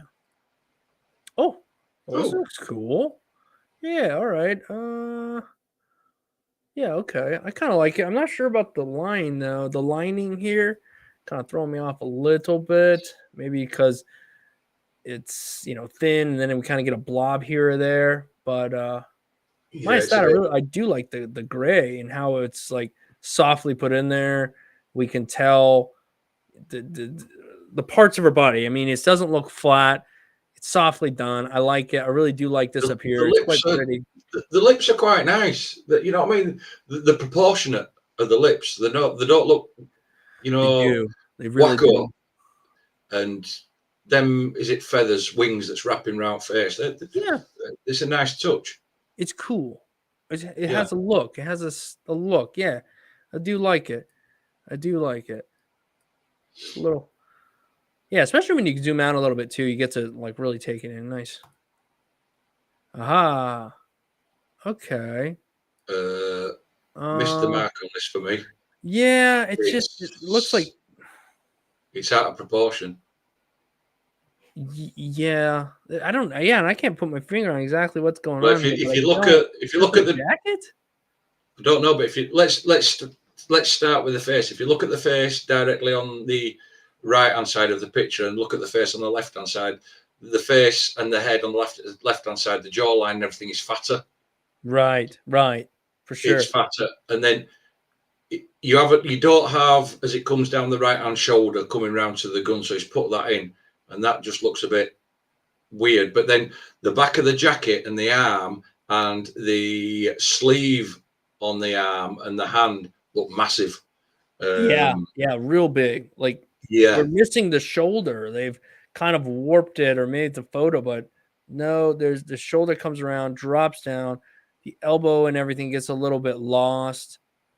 Yeah, and you're right. The face here too. If we look again, this is a bit more slimmer even on this side. yeah, And then we miss the angle of the hat. We miss a highlight right here, and it just kind of looks like it's sloopy. Yeah, just I guess overall, just too many little things adding up again. yeah. To go, the hand looks kind of funky.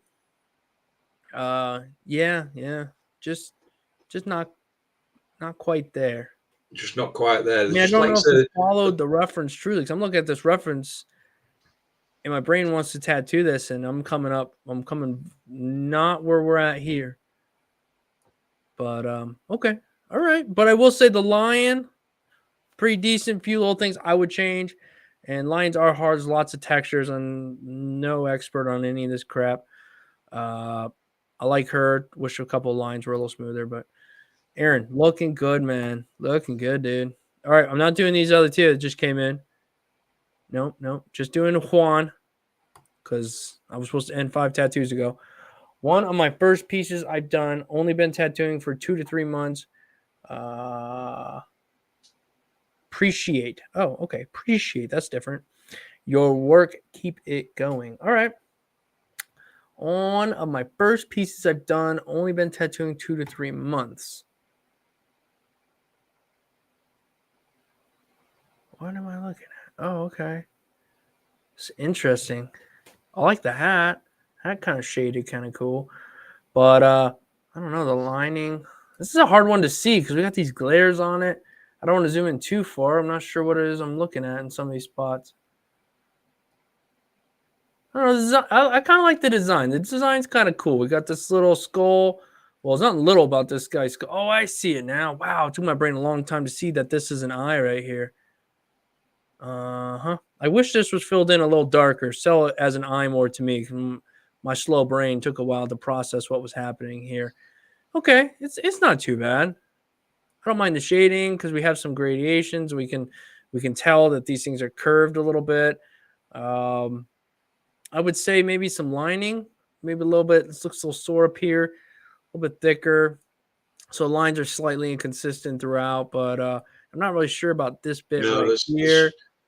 that bit's a bit janky for me. Yeah, a bit Mine seems to be all sloppy. over, and I don't mind the hand. I can live with that. I can live with this bag. I can live with the this. solid black saturation is solid black, but it just, I don't know, it just don't seem to flow. That's solid black, especially in the bag, carpet bag over his shoulder. Just don't seem to flow at rest at tattoo because rest at tattoo shaded. True, true. And I just wish this eye would have been filled in black or something. To me, I did not know this was an eye. I was lost, genuinely lost looking at this. But now that I see it, I of course see it. But maybe just look at it, see if there's any spots you can push or pull with. I don't know. This was a tricky one to kind of figure out. Okay, all right, guys, that's gonna do it. I could be doing this all night if I look at the next two because at some point I have to say, all right, we've been going for 3 hours now. Time to get going, guys. Anyhow, I appreciate y'all being here. Yep. I appreciate Andy being here as usual. And if you want to go follow our working, follow it down here at the stuff below. Andy, you got anything you want to? No, like I say, it seems like it's been forever since we've done a live stream. So I don't think it's one of the longest ones we've done lately. Just shy of 3 hours. Yeah. Again, like I said, big thank you to everybody that sends the work in. Because at the end of the day, we couldn't be here if they didn't have the balls to send the work in. Yeah, for sure. And For sure. that's why we say a lot. We're just not about to smash you in teeth about your work, and that it's to just send it in. We'll try critique you in best way we can without being how can you put it, too harsh. Right. And like I said, community is on. People are talking. People are enjoying it. Yeah. Yeah. It was nice. And as I say, it's nice. And like I say, just once again, I don't know whether she's still in comment, but if she wants help, out you later. If you want help, just hit me up on Insta, and I can go through a few things with you, and hopefully bring you along. You know, just that bit quicker because your work's there. Yeah, it's there's some people. It's great to see Some everybody people are, learn at their own paces, and you know, so it's all. But sometimes it's about how much time you have to dedicate to it too. And sometimes you're working nonstop. You don't have as much time. You got to pick a day here or there. So the development is a little bit slower. But look at other people's stuff, evaluate your own stuff, but don't sit there and just judge yourself to the umpteenth amount to where you almost cripple yourself, because it can happen no. when I you're mean, when you do that to yourself. So be yeah, careful. we all learn at different rates, but that's what you've got to understand. You can only learn at your own speed. Right. Absolutely. And it's one of them. You just got to go at your own pace, and you'll get there. You will. The speed will pick up. Everything will pick up in time. Yeah, but you've got to be super critical. You have. Yeah. It's true. It's true. It is true. And yeah. But thanks, guys. Thanks for sending stuff in. Let me see any last now. I should be putting out a new video this week. It's going to be, I'll be doing some tattooing and explaining what I'm doing, which I think is something I'm going to be doing moving forward, just because I try to record some tattoos. Sometimes I'll tattoo. I will record a whole tattoo that I'm excited to share with you guys, all to find out my head is in front of the camera the entire time. So I figure if I record a few a week, there's got to be one where my head is not completely in front of the camera, and I can explain what I'm doing, break down everything like that. This week we'll be looking at some fish. My head was only in the camera for a few shots here and there, so we're going to be tattooing some colorful fish. That will be sometime this week. I just got to finish that up, and we'll be putting that out. Other than that, that's all I got in the works as of right now. So anyhow, we will see you guys next Sunday. Till then, God bless. Peace. Take care.